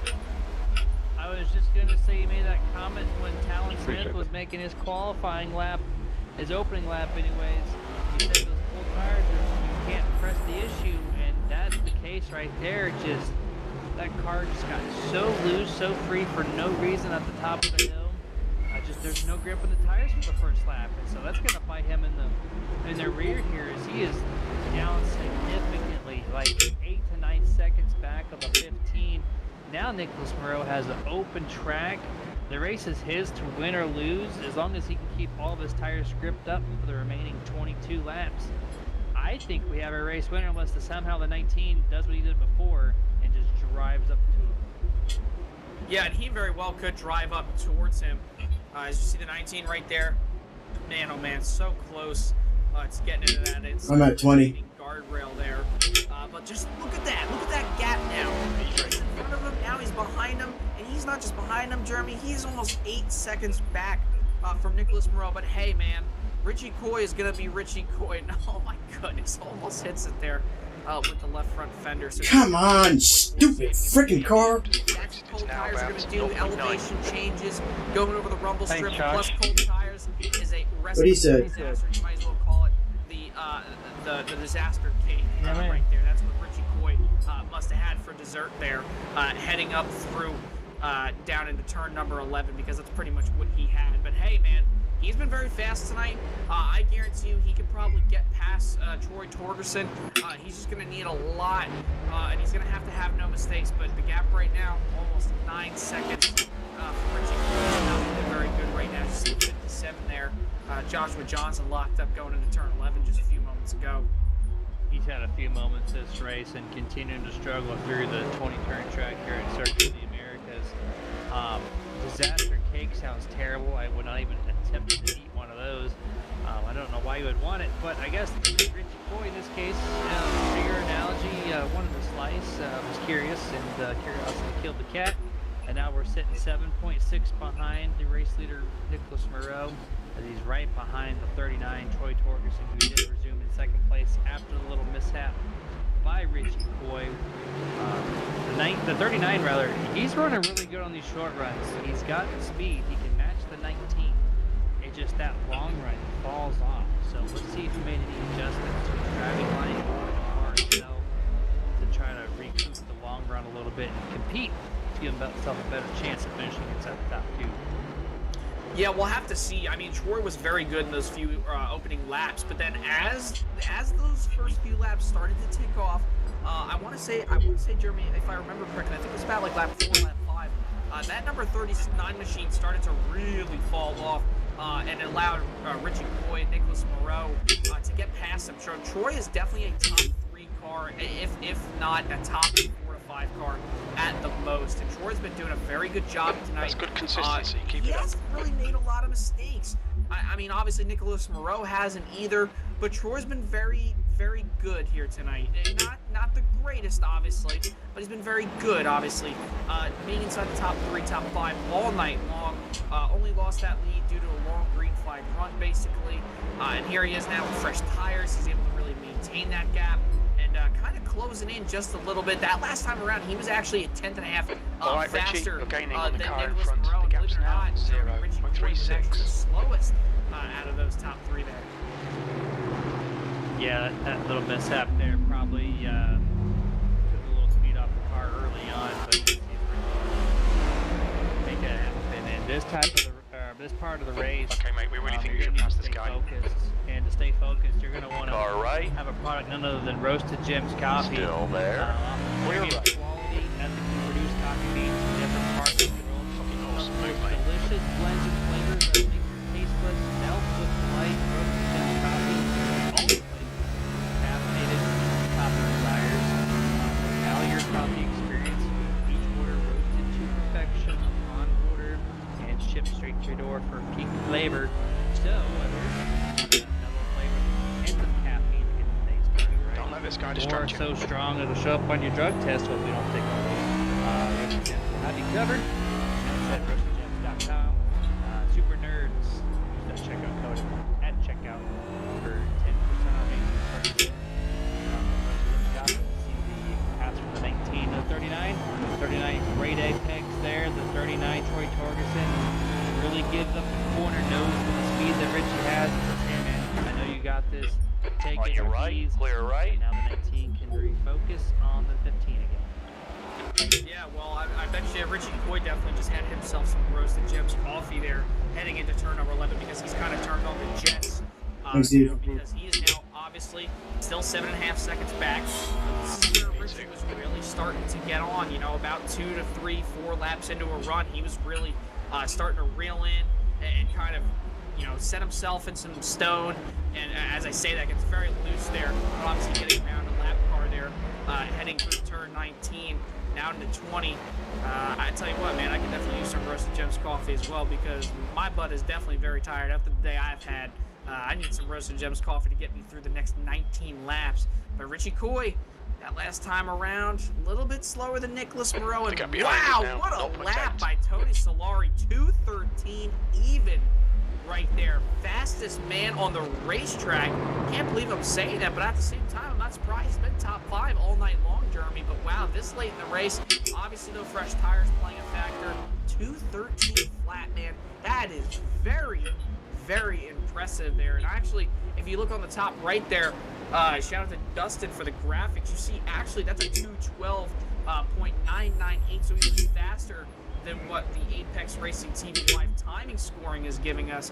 And Jeremy, that's a fast lap by Tony Solari. Yeah, you see right there, 2:14, 2:14, 2:14. That boom hits you with a 2:12. Just basically a 2:13 around him. But I mean, that's the 11. He's the mastermind of the road course setups for Fury Motorsport. So knowing that he's got some speed in that car doesn't surprise me. He's just maybe struggling to hit the mark around every single corner per lap. And so that time, I think he nailed all of his marks perfectly and got the stellar lap time there. He resides in 4th place. He's doing an excellent job. 5 seconds back off your 3rd place, Troy Torgerson. Doing a great job. But we're going to go ahead and do, since I think at this point all the pit stops have cycled through. Everyone's back to where they were essentially. So we're going to go over the Nerd TV top 10 recap. We're going to start off with The leader has just done race leader, 2:12.82. Chevrolet Camaro. Just right now in a league of his That's your own. race pace. That's Lap time was 19 on top of the hill, 2:13.00. 5 laps prior. Set sail right now, doing good. So as long as he holds that wheel straight and doesn't loop it, I think he's got a great chance of finishing in 1st.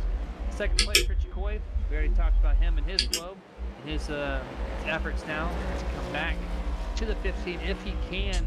Almost 8 seconds back that last lap, crosses the line, still at 8 seconds, just over. So he is losing ground each and every lap to the 15. Thank you, so Alan. Richie's got some work to do. 3rd place, Troy Torgerson. Doing an excellent job here, running his own race, not worrying about anything, doesn't have to. There's no one else really around him. 4th place, Tony Solari, we just talked about him too, running off one of his best lap times tonight, or actually the best lap time for him tonight. Running a strong race, 33 seconds over the 42 car who's in 5th place. That's Kyle Milliken. We had that issue a little early on, but he's only had one of those moments, and he's run a really clean race since then. That 42 Ford Mustang, just getting around this really long track. Real good, real smooth. 6th place, Ryan Hedrick in the 47. Again, after that long drive into turn 12, really got into the dirt almost. He's also recouped from that and running a really stellar race in the 24. 6th place, not a bad effort here. 7th place, Chris Curtis in the 98. You know, we had Robert Curtis watching our broadcast out there, continuing to shout out for Chris Curtis. Chris, right now, all by himself, 24.5 back from the leader. He's got 6 seconds before you find the next guy, which is in 8th place. That's Brody Hanna. They're in that Ford Mustang as he takes that corner right there, really wide as the sun is starting to go behind some clouds. You see a lot of cloud coverage here around this big track. Lane Allen, 9th place there in the 14. Right behind Brody Hanna. These two guys have been around each other basically all race long. And then around up to 10th place, 31, Jeff Chandler. He's now midway down the back stretch here again, all by himself.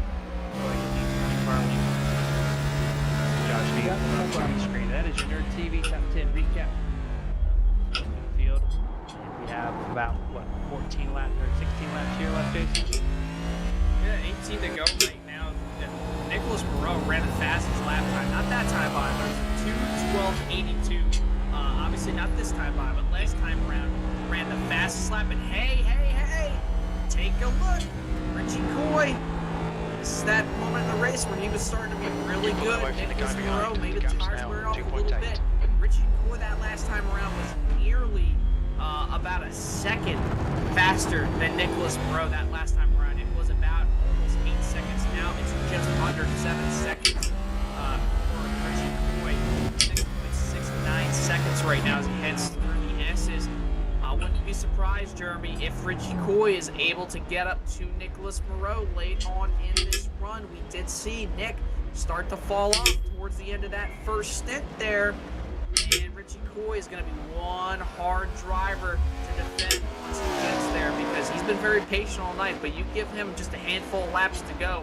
I'm sure Richie Coy is not going to do so much given. He's going to do a lot more taking here as these laps wind down. So you bet, like I said earlier, he definitely had himself some Roasted Gems coffee. He's woken up here late in the night, 10:17 Eastern time. He's here, Circuit of the Americas, trying to run down Nicholas Moreau, and he might just do that here with just under 16 and a half laps to go. I was really impressed there. Nicholas Moreau ran his fastest lap 2 laps ago on lap 26, ran a 2:12.8, and then the very next lap runs a 2:14.0.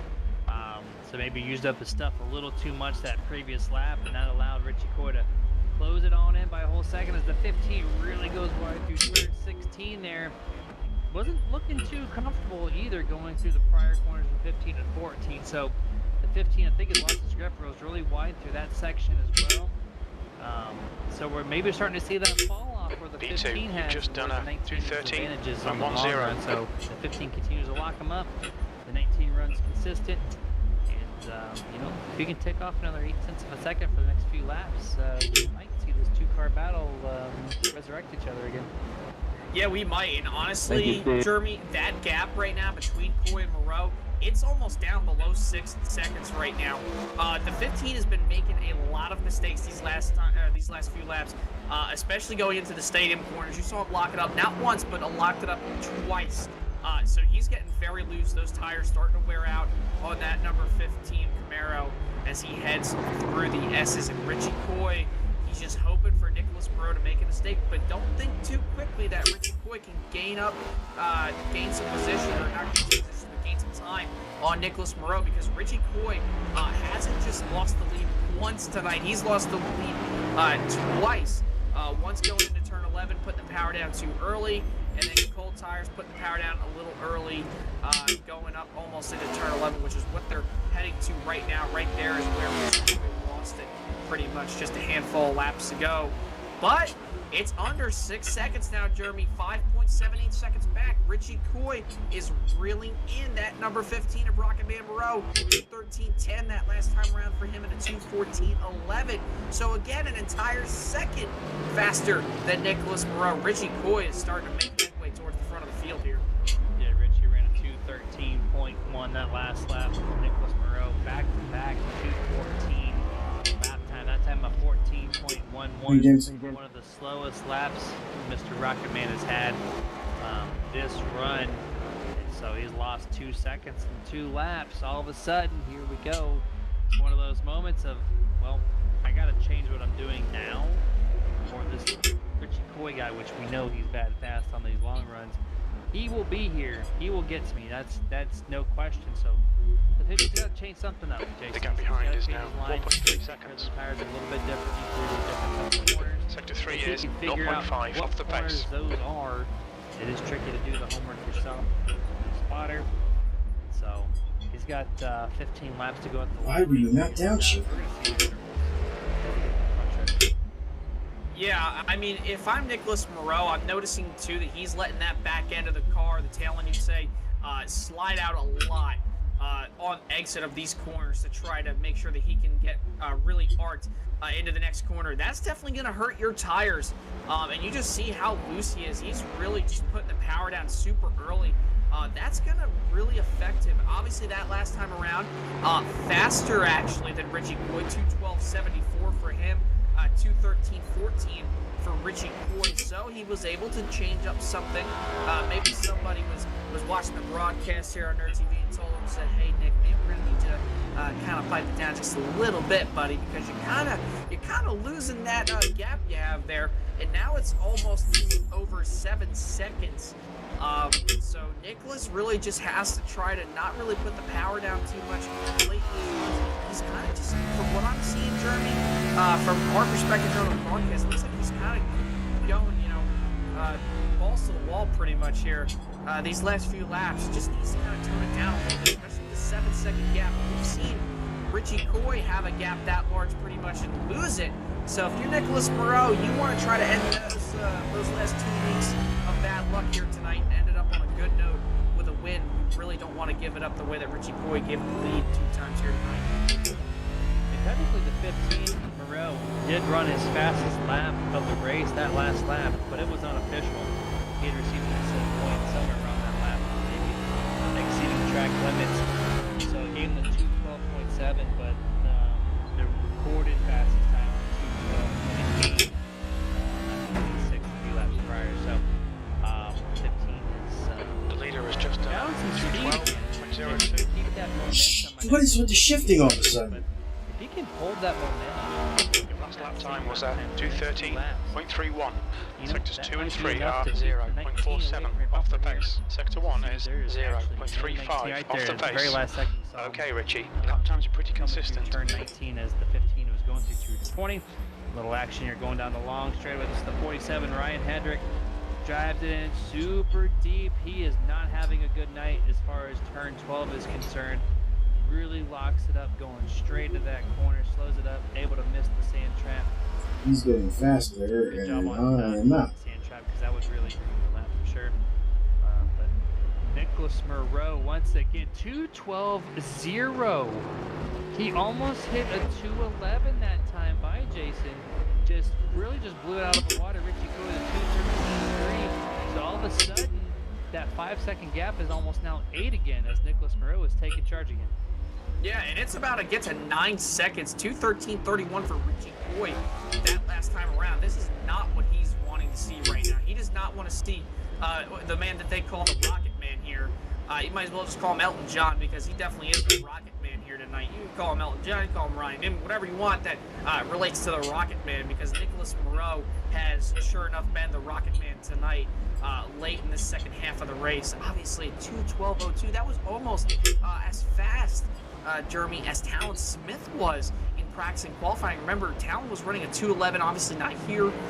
Pretty sure from what our analogy was, giving it back to the fans at home, from what we understand, the 18 car obviously had a penalty last week for that block at Atlanta and causing that massive melee going into turn 1.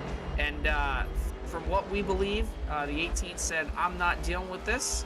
I'm not going to just give up all that hard work and work my way up to the front to possibly get involved in some incidents. And he decided to park it. So that's really why Nicholas Moreau and Richie Coy are up at the front of this field. But Nicholas Moreau learning every lap, and like I said, Jeremy, The gap behind is now 5.8. relaying to him what we said on the broadcast. He's not really going as wide as he would out of the corners, and obviously that last time around, 2:12.02, man, that's fast, man. Yeah, thanks, Dan. Fast lap recorded during the race session alone. See if he mocks that here as he crosses the line. It was a 13.5, so a second and a half slower, not the lap time that we have seen. Now we're going to go to Richie Coy, see what kind of lap time he might run this time. Coming to the line, 2:14.3, another second Thank lost God. that time. So 8.5 back to the first place. So as the laps kind of wind down, 13 laps to go. He's starting to lose touch of what could be going through the field here. The only other battle really on the track, 23 Broda Hanna in 8th place. Got Lane Allen still on his tail. They're in the 14 and 9th place. They're on the same straightaway, headed up toward the top of turn number 1. Everybody else is really spaced out at this moment. So with that being said, we're going to kick it out to our another picture-in-picture commercial. Oh man, 12 laps to go or something like that.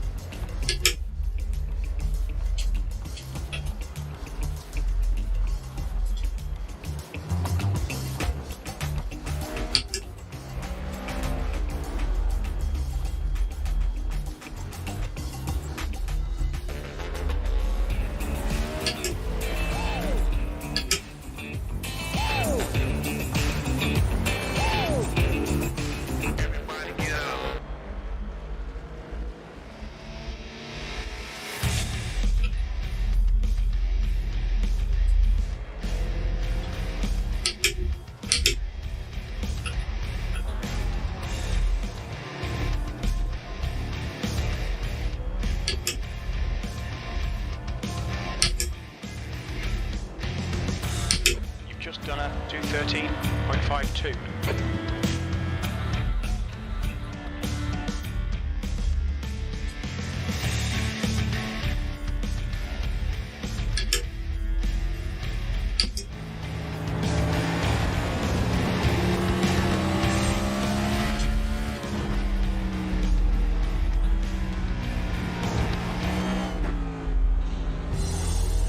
$35.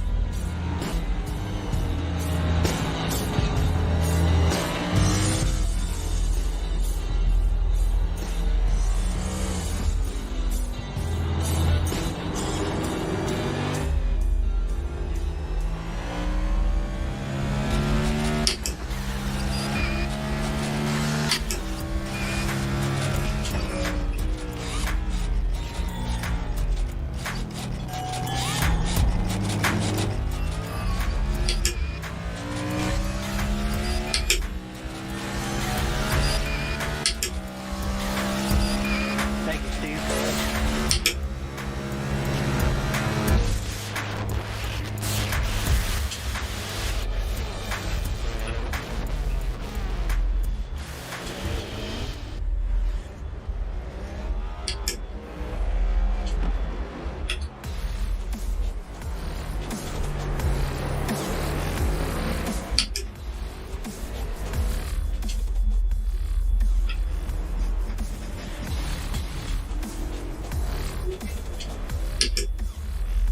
Thank you, James.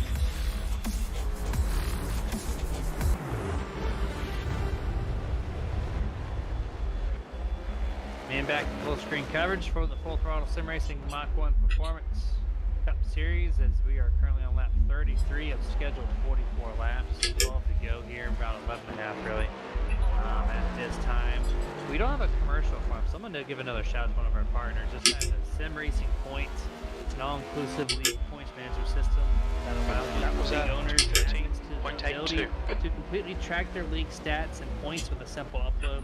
Sim Racing Points did not stop there. For the avid webmasters, they also allow custom widgets for any league website to fully display points, results, and more. The gap behind is now Almost 6.7 a whole seconds. second there.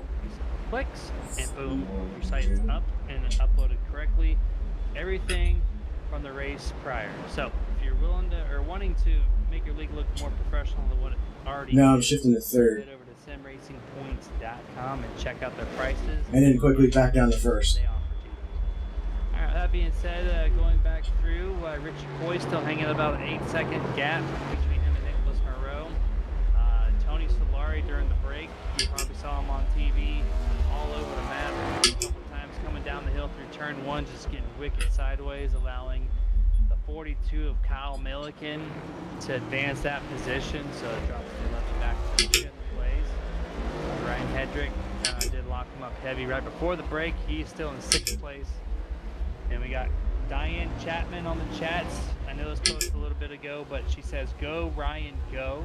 That being for Ryan Chapman, who is currently sitting in 11th place, basically all by Right himself. side, clear right. 1 second behind him. Thank Everyone you. have a really clean, easy-going race, other than managing that tire wear, trying not to spin themselves out, which minus 19, we haven't seen much of. Yeah, I mean, so far though, it's all really been Nicholas Moreau here late in this race. You know, with 11 laps to go. I mean, you got to think Richie Coy's got to do something, man. He's got to either be more aggressive. He's got to hope for the 15 to have a mistake, which ever since I really said on the broadcast that Nick was making a lot of mistakes, causing Richie to really gain to him, Nicholas kind of just turned on the jets, and he's been lights out so far. And I mean, and it's not like the gap has shrunk or grown; it's maintained. It's still around the 7 to 8.5 second bracket right now, ranging right now at 7.5 actually.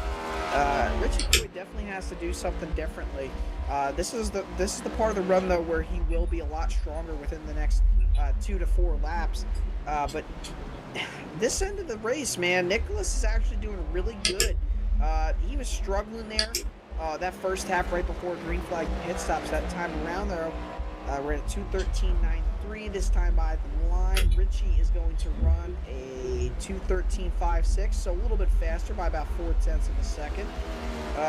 But yeah, I mean, so far, all Nicholas Moreau and Richie Coy's just got to turn on the jets, got to hope for something to happen to Nicholas Moreau here late in the going. Richie's definitely got to do something to make something happen to put himself where he was half this race. He's got our eyes right now on Troy Torgerson running in P3, 14.5 back from your race leader. Just like everybody else, just kind of taking their own laps. As you see, there's nobody behind him except for 3 or 4 S corners for him. So you find the next set of guys, that being the 42 there, Kyle Milliken. So you can just see these road courses, they get really spaced out. This is the nature of the beast, you know.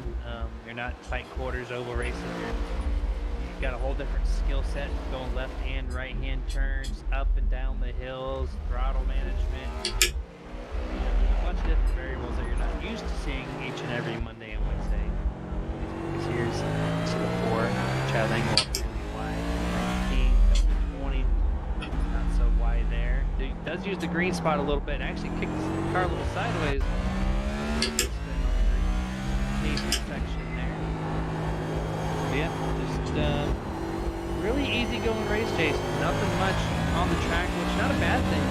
Not a bad thing for the guys on the track. They just want to get this race over with. But yeah, this has been the battle though these last few laps.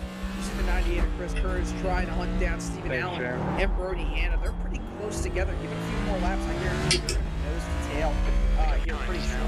Maybe not even a few laps. Look how long this track is, obviously being a 3.4 mile road course. They're pretty much all there, and they're catching Ryan Hedrick too, who, mind you, also has been locking it up a lot. I haven't seen him locking up much recently, but again, he I don't know how these guys get faster. A handful of laps to go, so that definitely is affecting his My tires are shot. rim, and that's enabling Brody Hanna, Stephen Allen, and also Chris Curtis throw him into the picture here. Those top 4 are going to be battling pretty soon here, if I had to say so, Jeremy, because it's getting to that part of the race where tire wear is getting to be a big factor. And also, you got what you got, so you got to run hard, and track position's been all night long. So we're going to have to see what happens with these guys. Ryan Hedrick definitely not the strongest out of those 4 right there that are all grouped up as they had at the 20. Thank you. Yeah, it's actually a pretty okay battle right now. They are pretty close to each other. Half a second to a second between each one for the next few spots here. We're going to keep our focus on him as the looks like 14, get through turn 1 as well. The 23 is putting on a lot of pressure on the back of the 47. We'll see what happens through the S's here. As, Brody might get a little aggressive here on the top of the hill to maybe use turn 11 to his advantage. He has to get to the top of the hill though, right on the back bumper of the 47 to make that pass effort happen. Curious to see how he does through that, going through turn 8 now. Gonna make their way through turn 9. The little kink is turn 10, and the 23 might make this effort. He's there, he's got 1 car length. Does he dip down this time? He gets his nose, he's looking, he makes the effort. Here we go, 47 goes really wide, but the 47 gonna take that speed off corner exit and just say goodbye to the sunset down the long straight. Yeah, and right there, you know, the 23 of Brody Hanna, he went in there really hard, kind of really dove it in a little too early, I think, and that's why. And then he was so sharp coming out. He was almost hugging the inside right there out of the corner, and that enabled Stephen Allen to close the gap big time. You see the 14 almost goes wide there, loses a little bit of time to Brody Hanna. But that enabled the 14, obviously, to close up to Brody's back bumper. And now Brody is still running down Ryan Hedrick here, who's had a very long night, to say the least, but still running 6th. Obviously had a lot of lockups. You see the 23 get a little loose there out of the corner now as they head to turn 7 and 18. You're going to have to be really easy on the throttle here. It's kind of just like feathering it. You're kind of just like feeling like you're running on the highway. You can't really do much. You can't really speed up. You can't really slow down. You kind of just got to let the car coast through the corner while maintaining the throttle at the same time.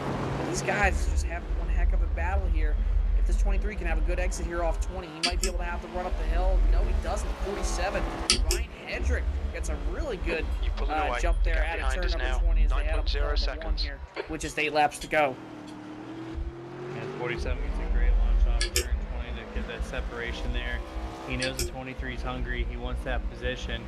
He's going to do what he can to defend it, and getting great launches off corner exit. 8 laps to go.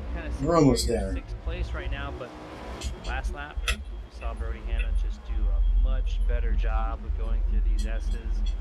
And we're going to see if he does the same thing. It looks like Brody's actually overdriving the entrance of some of these corners, but still, oh, the 47, a little bit of an issue. They go side by side here, Jason, as they're going through turns 8 and up to turn 9 now. But the 47 somehow gets it back, but a really sharp left-hander for the 47. Still on Brody to take a look to the bottom here. The 47 is going to hold tight there on the top half. Let's see what they do going through an 11. Yeah, 23's got to be really careful here. He kind of locks it up. The 47's going to cross over. They're 3 wide at a turn number 11. Brody Hanna's going to lose not 1 but 2 spots. Trying to dive bomb there on the 47, and here comes Stephen Allen to the inside. He's clear if he wants to move up.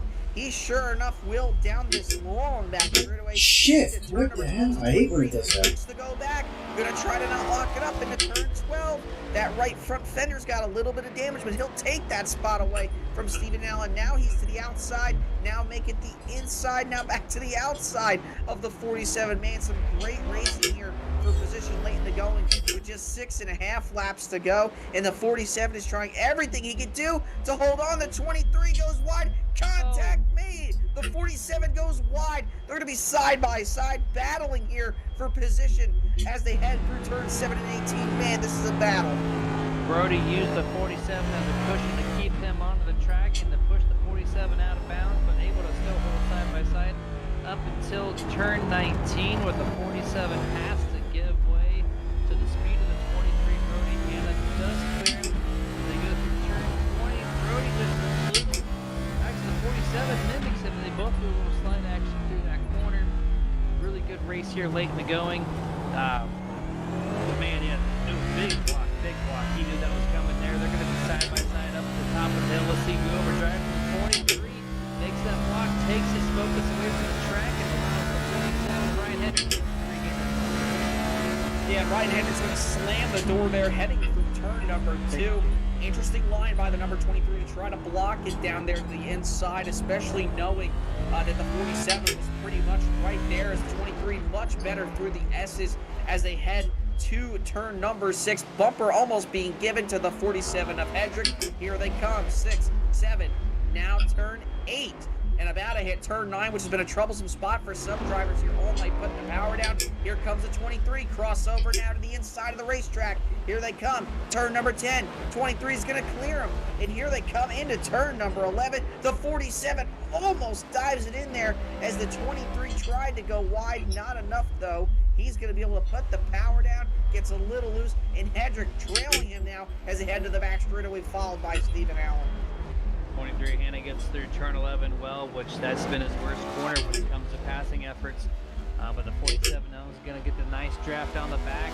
Almost looked like he wanted to look low, but decides to keep it single file. But the 14 drives it in deep, almost gets to the back bumper. The 47 able to not touch him as they come through turns 13 and 14. Now Ryan Hendrick knows this is his better part of the track. He's going to try to look low on the 23, just can't get enough speed to do so. Going through 15 and 16 now. 23, we've seen issues before, and here he goes. Gets loose, saves it with a lot of brake to get that car straightened out, but it's going to cost him 2 positions again as the 14 and the 47 does get a back around the 23 of Brody Hanna, as he once again has to go on the attack. Man, nice job by Brody Hanna, able to save that car. That thing was practically 90 degrees. Heading out at turn number 16 there as the 14 goes wide. Gives Brody Hanna position again, and now that opens up the door for Chris Curtis, who's been lurking in that number 98 machine back in the 9th spot. This now jumps him up into position to try to pass the number 14 car. So everybody having issues in front of Chris. If these guys keep on racing the way they do, Chris might be able to not pick up just 1. He might be able to pick up 2 or 3 spots. Going a little wide there, but these guys are all grouped up here with just 6 laps to go, and they're having one heck of a battle as they make their way towards the S's here at Circuit of the Americas. Yeah, 6 laps to go, and this race has picked up quite a bit for just outside the top 5. This is the better part of the track for the 23 versus the 47, as the 23 is utilizing all the red curbing when necessary. Yellow flag, watch out, the track temperature is decreasing. It's now 80 Fahrenheit. To the outside part of the track up against the grass line. This is one of the better parts here. We'll see the 23 makes a little bit of ground on the 47 this time. Definitely not enough though for a pass effort, but we'll see if he can get through turn 11, which has been troublesome for Brody Hanlon at times. Really widens out the corner entry, gets a good launch off. Ryan Hendrick does the same thing as they go down the long stretch. Yeah, the 98 of Chris Curtis too lost a little bit of ground there out of turn number 11. He got wicked loose there when trying to put the power down on those rumble strips. Remember, folks, those rumble strips, they don't really provide grip unless they really have a lot of rubber on them. But even with a lot of rubber, you see the 47 lock it up there. And the 57, I think, went around there off the corner. That's interesting to see Joshua Johnson, who is the first car one lap down, right in front of that little Thanks, George. here. As we take a look at your Nerd TV replay, heading out of the corner, yep, just loops it around. Nice job locking it up. Could have easily spun it around and made the tail end of the car hit that inside guardrail and stayed out of the way of the leaders. And the 47 did a nice job along with the rest of those guys there, grouped up with him. But man, everybody gets really loose there going on to those rumble strips. There's not a lot of grip. So going to be interesting to see if anybody late in this race here has any more issues when trying to put the power down on those rumble strips. See the 23 dive bomb to the inside, and the 47 with a crossover. He's going to get to his quarter pan. A little bit of side drafting.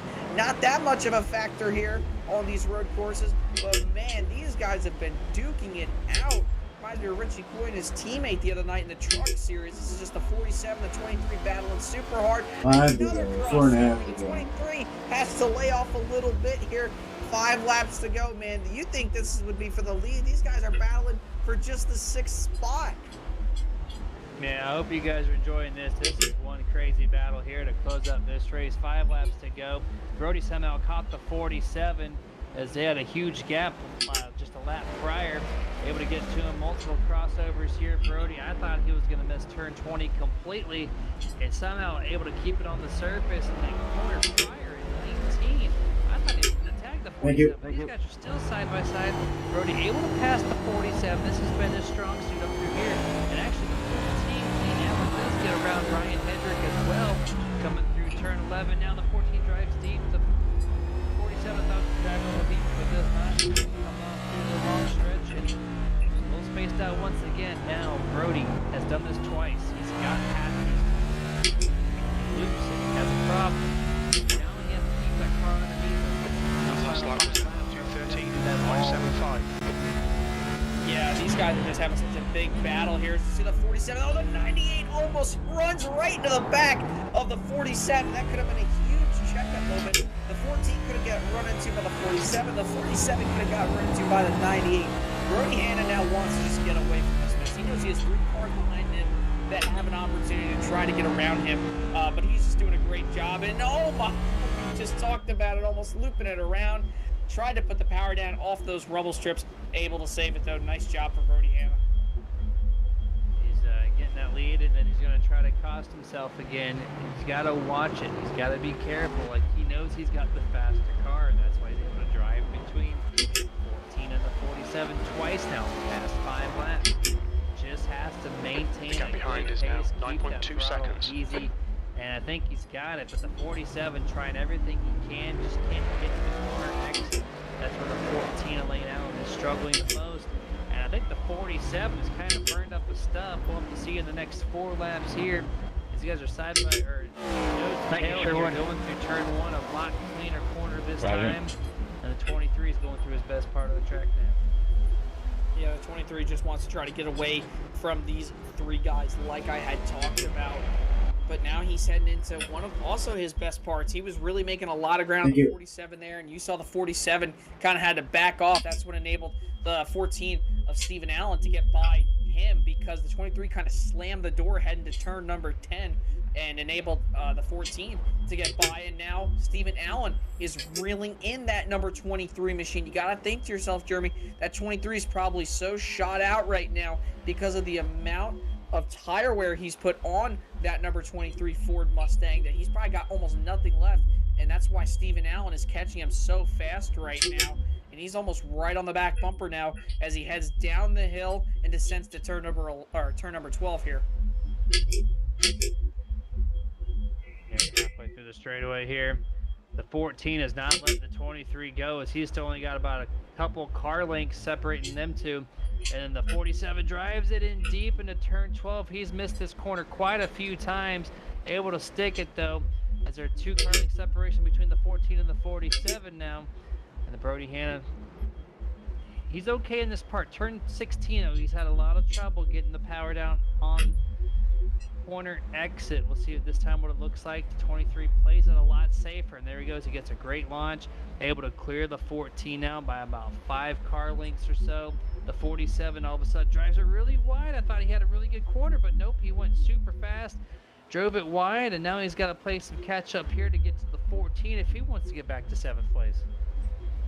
Yeah, the 23 definitely took it a lot safer there heading out of turn 16. I mean, the last 2 to 3 laps, he's been practically looping it around there. I mean, even the one time he lost it, and he almost lost it right there out of turn 20. And this is now going to enable the 14 to catch a little bit of a draft weight going up the hill and might open the door up for this 14 if he wants to make a dive bomb here into turn 1.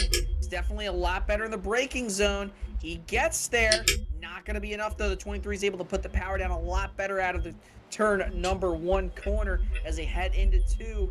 At 14 though, he's so good in the braking zone compared to the 23 and as well as the 47, because those guys have been locking it up almost every single time they headed to a hard braking zone. So I wouldn't be surprised, Jeremy, if that number 14 of Steven Allen is able to close the gap to the 23 and pass him into a braking zone, because he's been so strong heading into those hard braking zone corners. He really has been. The 23 of Hanna has been doing an excellent job in turn 1 to really widening out that corner. I talked about like 15 or 20 laps ago why they just take that corner so sharply. The 23 rather is finally really winded out, got a lot of corner exit speed on. The 14 just ramps the apex there right off the curbing. I don't think that costed him any penalties, but that looked like it was a little wicked moment there. These cars so easy to get upset and spin out. 14 ramps it. I think 2 to go. Wheels were off the ground, lands it, and he's still driving, didn't spin it or anything. Just gave him a little extra time, which is what he's looking for as they go through 12. And 23 and the 14 get through cleanly there as they head off to the stadium corner. Yeah, the 47 and the 98 might have their own little battle here. The 47's been locking it up more than the 23 these last handful of laps, and this has enabled Chris Curtis, the number 98 machine, to close that gap in that number 98 Camaro, and he's been close to kind of getting to the inside and to the outside of that number 47. Just really right now not having enough. He's about a second slower than these guys, but I mean, they're just a little bit faster. I think Chris probably needs to put on the jets a little bit more than these guys, because he definitely, for sure, compared to these three we've been watching, definitely doesn't have as much tire wear as these guys do. So I think that Chris probably has the opportunity to pass some of these guys, maybe pick up 1 or 2 spots. But the real question, though, is going to be who makes the next mistake, because now with 2 laps to go, you're just trying to finish this race. Your tires are worn out. You got a little bit of damage like the 23 here does. Widens out that corner, Jeremy. Some racing going on back there, apparently, because there ain't none up here. Possibly to turn 1, but just because of the length heading into turn 1 between them, just not enough for the 14. So right now, they're just trying to hope that they can get through these next couple laps clean and possibly have one of their other competitors make a mistake, so they're able to pick up 1 valuable spot here in these remaining 2 laps. They're about a lap and a half left before this thing is all done. Everybody else is still really spaced out. Nicholas Moreau has a 14-second lead, so we'll catch up with him it should as be coming to the white flag. race does close out. But right now, this is the battle on the track. Other than the 47, the 98 at the top of the hill, looked like they were side by side for a moment, at least in my peripheral, but they got a few car lengths separating them two. It's turn 11 just fine. But I think this 14 is going to be the one to keep our eyes out on. I don't think he's done with the 23 just yet. I don't think so either. I mean, the 14 has been slowly reeling him in like we've been talking about. You know, I mean, one little mistake by that 23 car, and now Nicholas Moreau does take the white flag. So hopefully he doesn't have any issues. But you know, Great commentators job. first, knock on wood. Hopefully nothing happens, a disconnect or anything for him. But the 23 is going to be coming into his weakest part of the racetrack here at a turn 16, and the 14's been able to close the braking zones. We'll have to see right here. The 23 All I gotta do is just ride around. able to learn from his mistakes, because like I said earlier in this race, every lap is a learning experience. You learn something every lap running these road courses compared you would to an oval, because you're absorbing so much information so quickly on those ovals, because you're turning laps at 30 to 40 seconds compared to here where it's 2.5 minutes long almost. You know, you're learning something every corner, every time you hit the apex. You say, like, for example, Nicholas Moreau here, he's going to go across that rumble strip. All right, he knows, like, for example, maybe that rumble strip, he goes a little too low, he's going to get a lot looser. Every lap, every corner, every second of this racetrack possibly is a learning experience for these guys in a very, very good way with these 44 laps they were given here tonight to advance and progress their road course knowledge and craft. But Nicholas Moreau by far has had the best craft of anybody here tonight. We thought it was going to be Richie Coy, Jeremy, but unfortunately after Richie making his second mistake of the night enabled Nicholas Moreau to get around him, Richie tried to close it and just couldn't do it, and now he's fallen back by over 17 seconds. And Rocket Man here is looking to come home a winner in Austin, Texas tonight. You guys are seeing the 15 go through turn 16 for the final time. Has 4 more corners to take through. 17 and 18 now. And he's got 2 more left. No pressure. All right, last corner. Back, as you said. So the last 2 corners with ease. 19 and through 20 in the Martin Sports winning moments will go. It's over. Race drive. Excellent speed here by Nicholas Moreau. He takes the checker flags at the Echo Park Automotive 125 here at the simulated circuit of the Americas. Job well done by that camp at Moreau Motorsports to put him back in victory lane, where he's been wanting to be for quite a few weeks now with those mistakes you mentioned earlier for the past couple.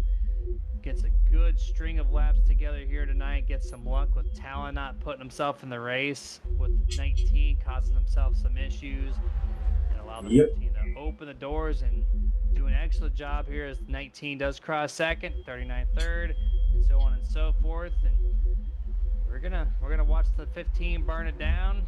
He usually does. Well, no, I guess Richie does one who does the parade lap. So let's see what the oh, never mind. I guess 15 doesn't want to do anything for us. I'll be in the longest.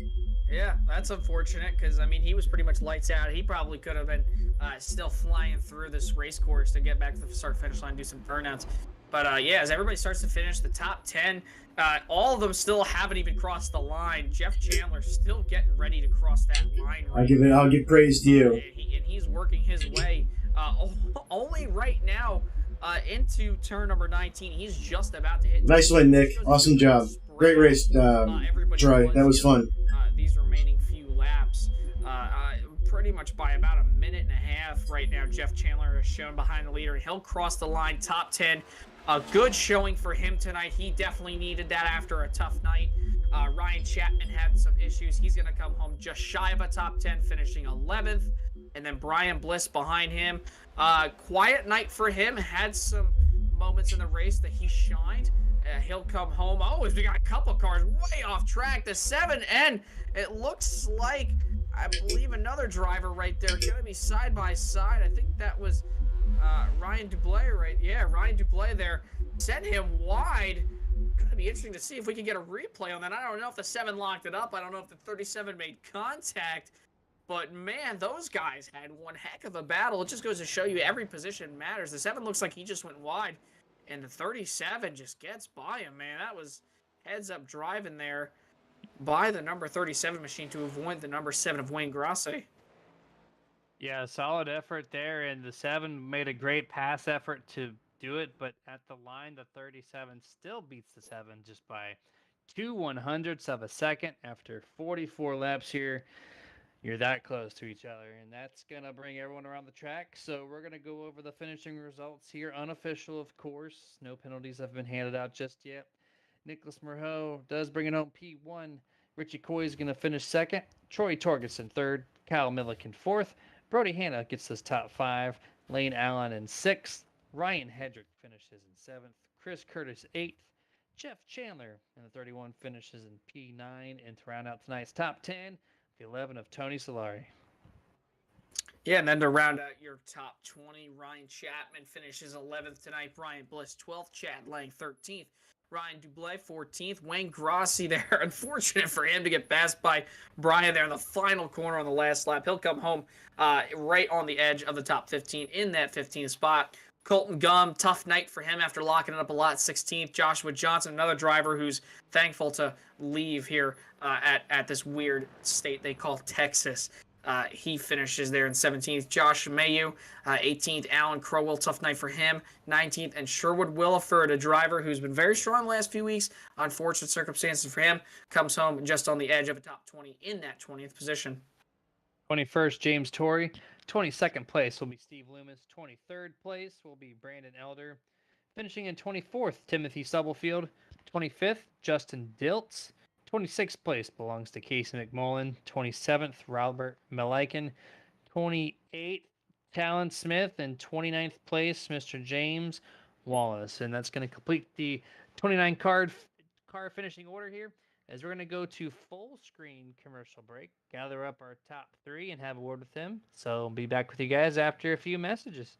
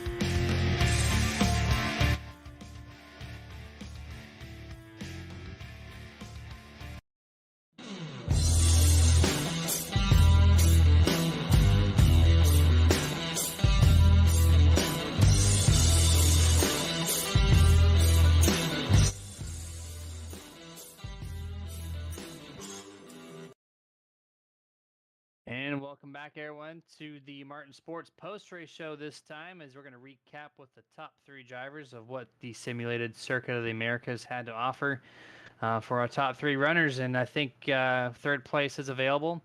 Mr. Troy Torgerson in the 39 of Bruzy Chevrolet Camaro. Do you have a copy? I do, Jeremy. How you doing, man?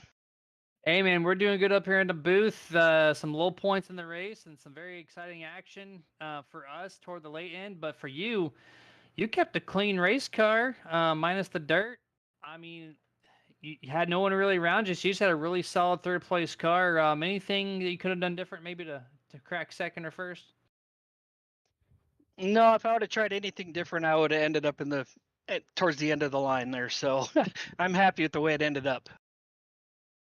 Yeah, Troy, dude, nice job finishing 3rd tonight. Obviously, there was some confusion for us up here in the booth.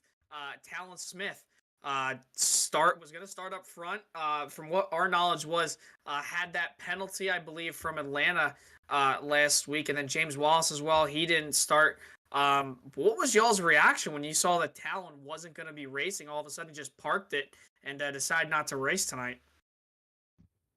You know, to be honest with you, I didn't know he parked it until after the race here, talking with Richie. So, um, that's tough to come up through the field here, especially if there's guys that don't want to give you any room in the racing for position. But yeah, that's too bad that he had to go to the rear there. He's, from what I understand, he's pretty good at these tracks. Yeah, this past Wednesday he just destroyed the field, just put a blister on it. Then in practice he had almost a 2-second advantage. So I mean, I'm sure some of those guys saw him park and they're like, "Whew! Thankfully I have a chance now to do something a little bit better than what it was looking like prior." But Troy, congratulations on your third place finish here at Circuit of the Americas. Awesome job keeping that thing underneath you all race long. The mental game was strong, and you're able to make it happen. So go ahead and the floor is yours. Celebrate and let us know who you want to thank here on Nerd TV. Hey, I need to thank Jeff Chandler Racing. He's pretty good, man. He's an awesome friend. We raced here a couple of years ago, and now he decided to come back this year. Got to thank Abruzzi Racewear for being on the car. Also, Raven Graphics, Doyle Lawrence over there put the paint on it and stuff. So yeah, I'm just tickled to death to get out of here with the way it ended up tonight, man. I got to thank Brody for the league. He's doing a great job. And also you guys, I appreciate the broadcast. Thank you very much. Yes, sir. You're very welcome. Appreciate all those kind words, and go ahead and celebrate with your teammate Jeff there on an awesome third place finish tonight. Thanks a lot, guys. Have a good night. All right, you too. That was Troy Torgerson there, third place finisher. Now it's time to bring in Mr. Richie Coy, who was very familiar with the Nerd TV booth. Mr. Richie, got a copy? What's up, nerds? Hey, man, congratulations on second place. I know that's not where you wanted to finish. You had the car to win for a good chunk of it, but some mistakes by yourself cost you, I do believe. Walk us through that second half of the race and what led to those mistakes. Yeah, it's a slippery slope. I'm trying not to go down that slope of self-doubt and two mistakes like that in a race. 6 years in the cup like this, and I should be replaced. No, I mean it's racing. I'm trying to stay out in front of Nick, who I know is super fast, and Troy was fast, and cold tires got me twice. And I did what I could to come back. I actually won stage, which was great for me to get some points. And then the second half of the race, Nick, found fifth gear and took off, and my car got a little bit slower. So it is what it is. I'll take my second and move away. Yeah, but you had some awesome lap times too, though. So I mean, at points you were like, especially that first run, especially you went back to 7 seconds, and then you caught him, and you were in the race lead all of a sudden without a caution break, of course. So the speed was definitely there from your machine. Yeah, I for whatever reason though, after the pit stop, the car wasn't as stable as it was in the beginning of the race. I don't know if it was the rubber on the track or I think the car actually started to bottom out a little bit because there was a lot more rubber on the track, and it just was making the car very unstable to get consistently fast lap times. Yeah, Richie, man, you had a really good run all night. Unfortunately, like Jeremy said, just some mistakes on your end. But right there towards the end, I was talking to Jeremy up here in the booth, and we were sitting here thinking to ourselves under commercial breaks too. I was like, man, I think Richie's gonna catch him. I think Richie's gonna catch him. Nick really hasn't been good on the long runs, and then Nick just pulled away. Man, is there anything differently that happened? Maybe whether it be feeling of the car, maybe your reaction time, anything in particular that made you really not gain the ground that we saw you gain earlier on in the race, later on in the run there compared to Nick, because he just pulled away, man. No, just Nick. Just like I said, he found a fifth gear after the pit stops, and he did a fantastic job. I mean, he ran. I think he ran his fastest lap with like 10 laps to go or something like that, and he was on rails. My car got a little bit. Like I said, I think I was bottoming off the racetrack a lot, and it was kind of just making the car unstable in certain corners, and I couldn't get the runs that I was getting in the first half. So I mean, it is what it is. I mean, I got second. I'm still in the points lead. Won a stage tonight, so I got a playoff point there. I mean, I'm walking away with COTA with a second. How am I going to get mad? Yeah, that's definitely a victory there. Good, solid point. You got the points lead by I think 13 points coming into this thing, coming in second place tonight. That's going to only improve that. So that alone, congratulations on doing so. But floor is yours. Who would you like to thank watching your TV before we let you go tonight? As always, the team. We really did quite a bit of practice for this tonight, trying to find a setup. You know, we've been practicing basically all for the last week, trying to get fine tune it, and I think we had a great piece. I don't think we unfortunately had enough there at the end, but it was a great piece. So thanks to the team for that. Thanks to the league for all they do. We got short track series starting on Saturday with the late model stock cars. FTSR's final is going into short track racing. We're going to have a late model stock tour there, so a little plug for that. And thanks to you guys for the broadcast. Can't wait to watch it back. And thanks for everybody watching it. Thanks. Hi to Tony's mom and dad. And yeah, that's it. All right, man. Well, congratulations once again on second place. Really strong run overall. So go and take it and extend that point lead, and we'll catch you on Monday. All right, guys. Have a good night. All right. Thank you. You too. And that was the driver of the DeWalt Ford Mustang there, 19 Richie Coy. Now it's time to bring in Mr. Nick Moreau. Mr. Nick, congratulations and welcome to Victory Lane. Thank you. Finally, I'm here.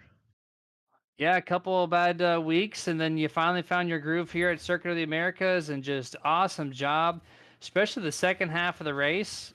Talon Smith didn't start. I'm sure that gave you a little bit of sigh of relief, and then little mistakes by the 19 opened the door for you. Then you just took off. He ran couple of your fastest laps of the night. I think at a 2:12 flat within 10 laps to go. So what was the difference between the pit stops? No secret. I just learned the track more. So honestly, I was not supposed to be here tonight, so I didn't practice. I just took my road course setup, and I know the track obviously, but I just didn't practice for that race tonight. And I got home very late tonight, and I told my wife, "Okay, I think I'm good to race," and I just connected just before the qualify, and I make my first lap in my quali, and I was like, okay, I may, my goal is like top 5 maybe, um, and I just learned the track following Richie, as I told him. When I passed him because he spun out, I just let him by to be sure where to where to attack the curbs at the right place and everything. And after the pit, I was much more comfortable for sure. So yeah, I just didn't spin, so it gave a chance. Well, Nick, you did a really good job tonight, man. You didn't just come home top 5, man. You won. You said you were expecting a top 5, and you came home a winner tonight. Obviously, you and Richie were battling a lot, and I kept saying it, and I was just asking Richie there. Later on in that first half of the race, you were kind of falling off a little bit, but then you kept gaining back, and then you kept falling off a little bit, and then later on in that second half, Richie started to catch you after the tires started to settle in. And I was saying to Jeremy, I was like, man, Nick's just running really, really hard right now. I see him, the tail end of the car is just sliding out a lot. And then I noticed you really changed your line a little bit. I noticed you weren't really as aggressive. Do you think that really led to you pulling away from Richie so much there at the end? Well, yeah, I would say that maybe I was much focused on my driving, and I was like, instead of just thinking about the top 5, I was like, okay, I can win. So now the mindset is different for now. So I've been able to just focus myself and you know take the maximum of the car. So attack by attacking the curves at the right place, because I was not sure about the track limit, by the way. So yeah, I just lap after laps, I was better and better. Oh, you did a hell of a job there, especially through the second part of the race to bring home the checker flags this evening. The floor is finally yours here in the victory lane, man. Go ahead and shout out whoever you want to that's watching their TV tonight.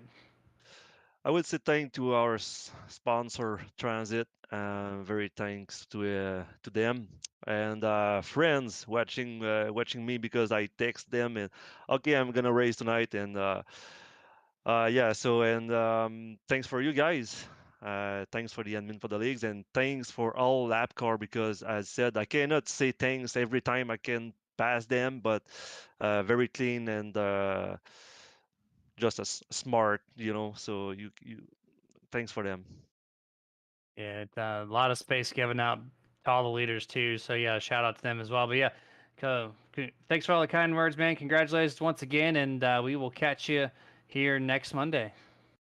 Hope so. Thank you, guys. Yes, sir.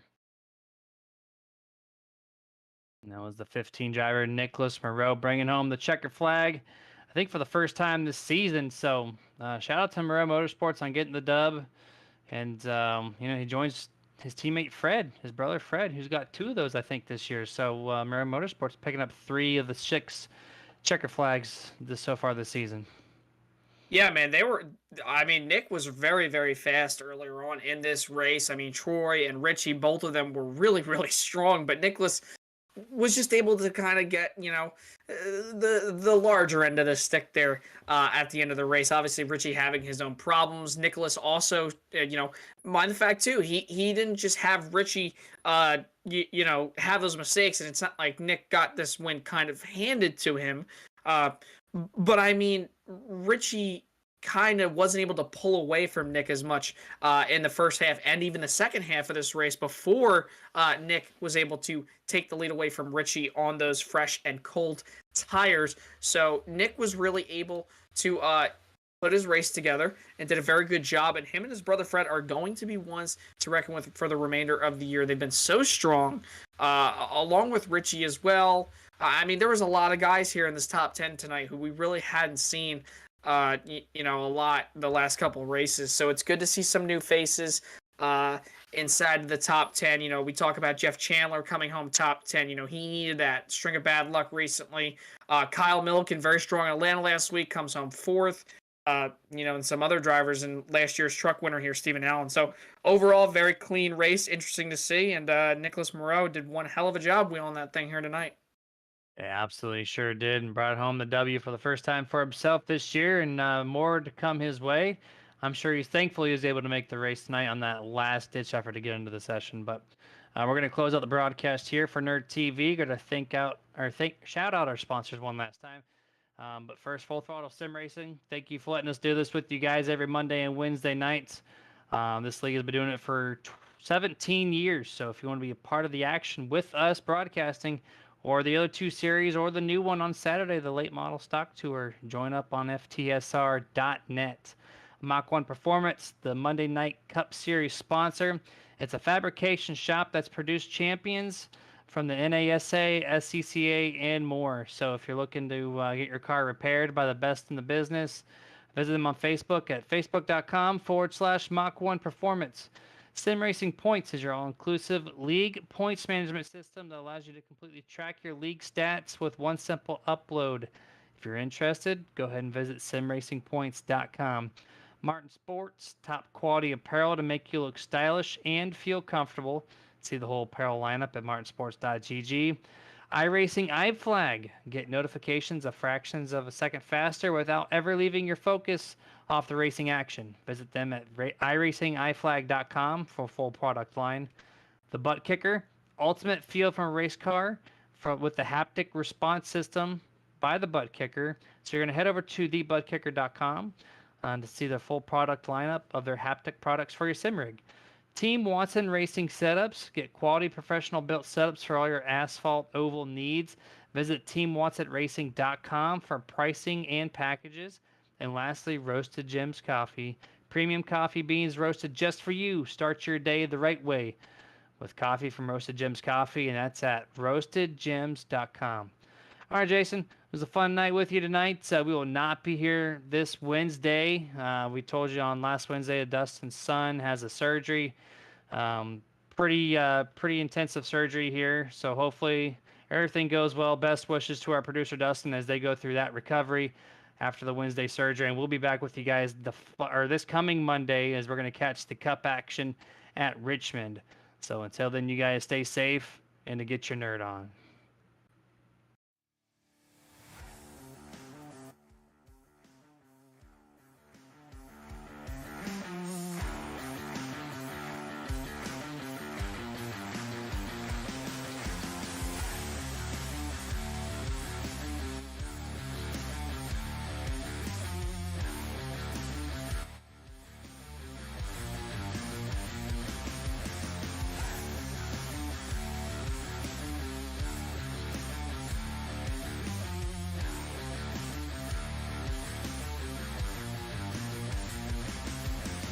All right, guys.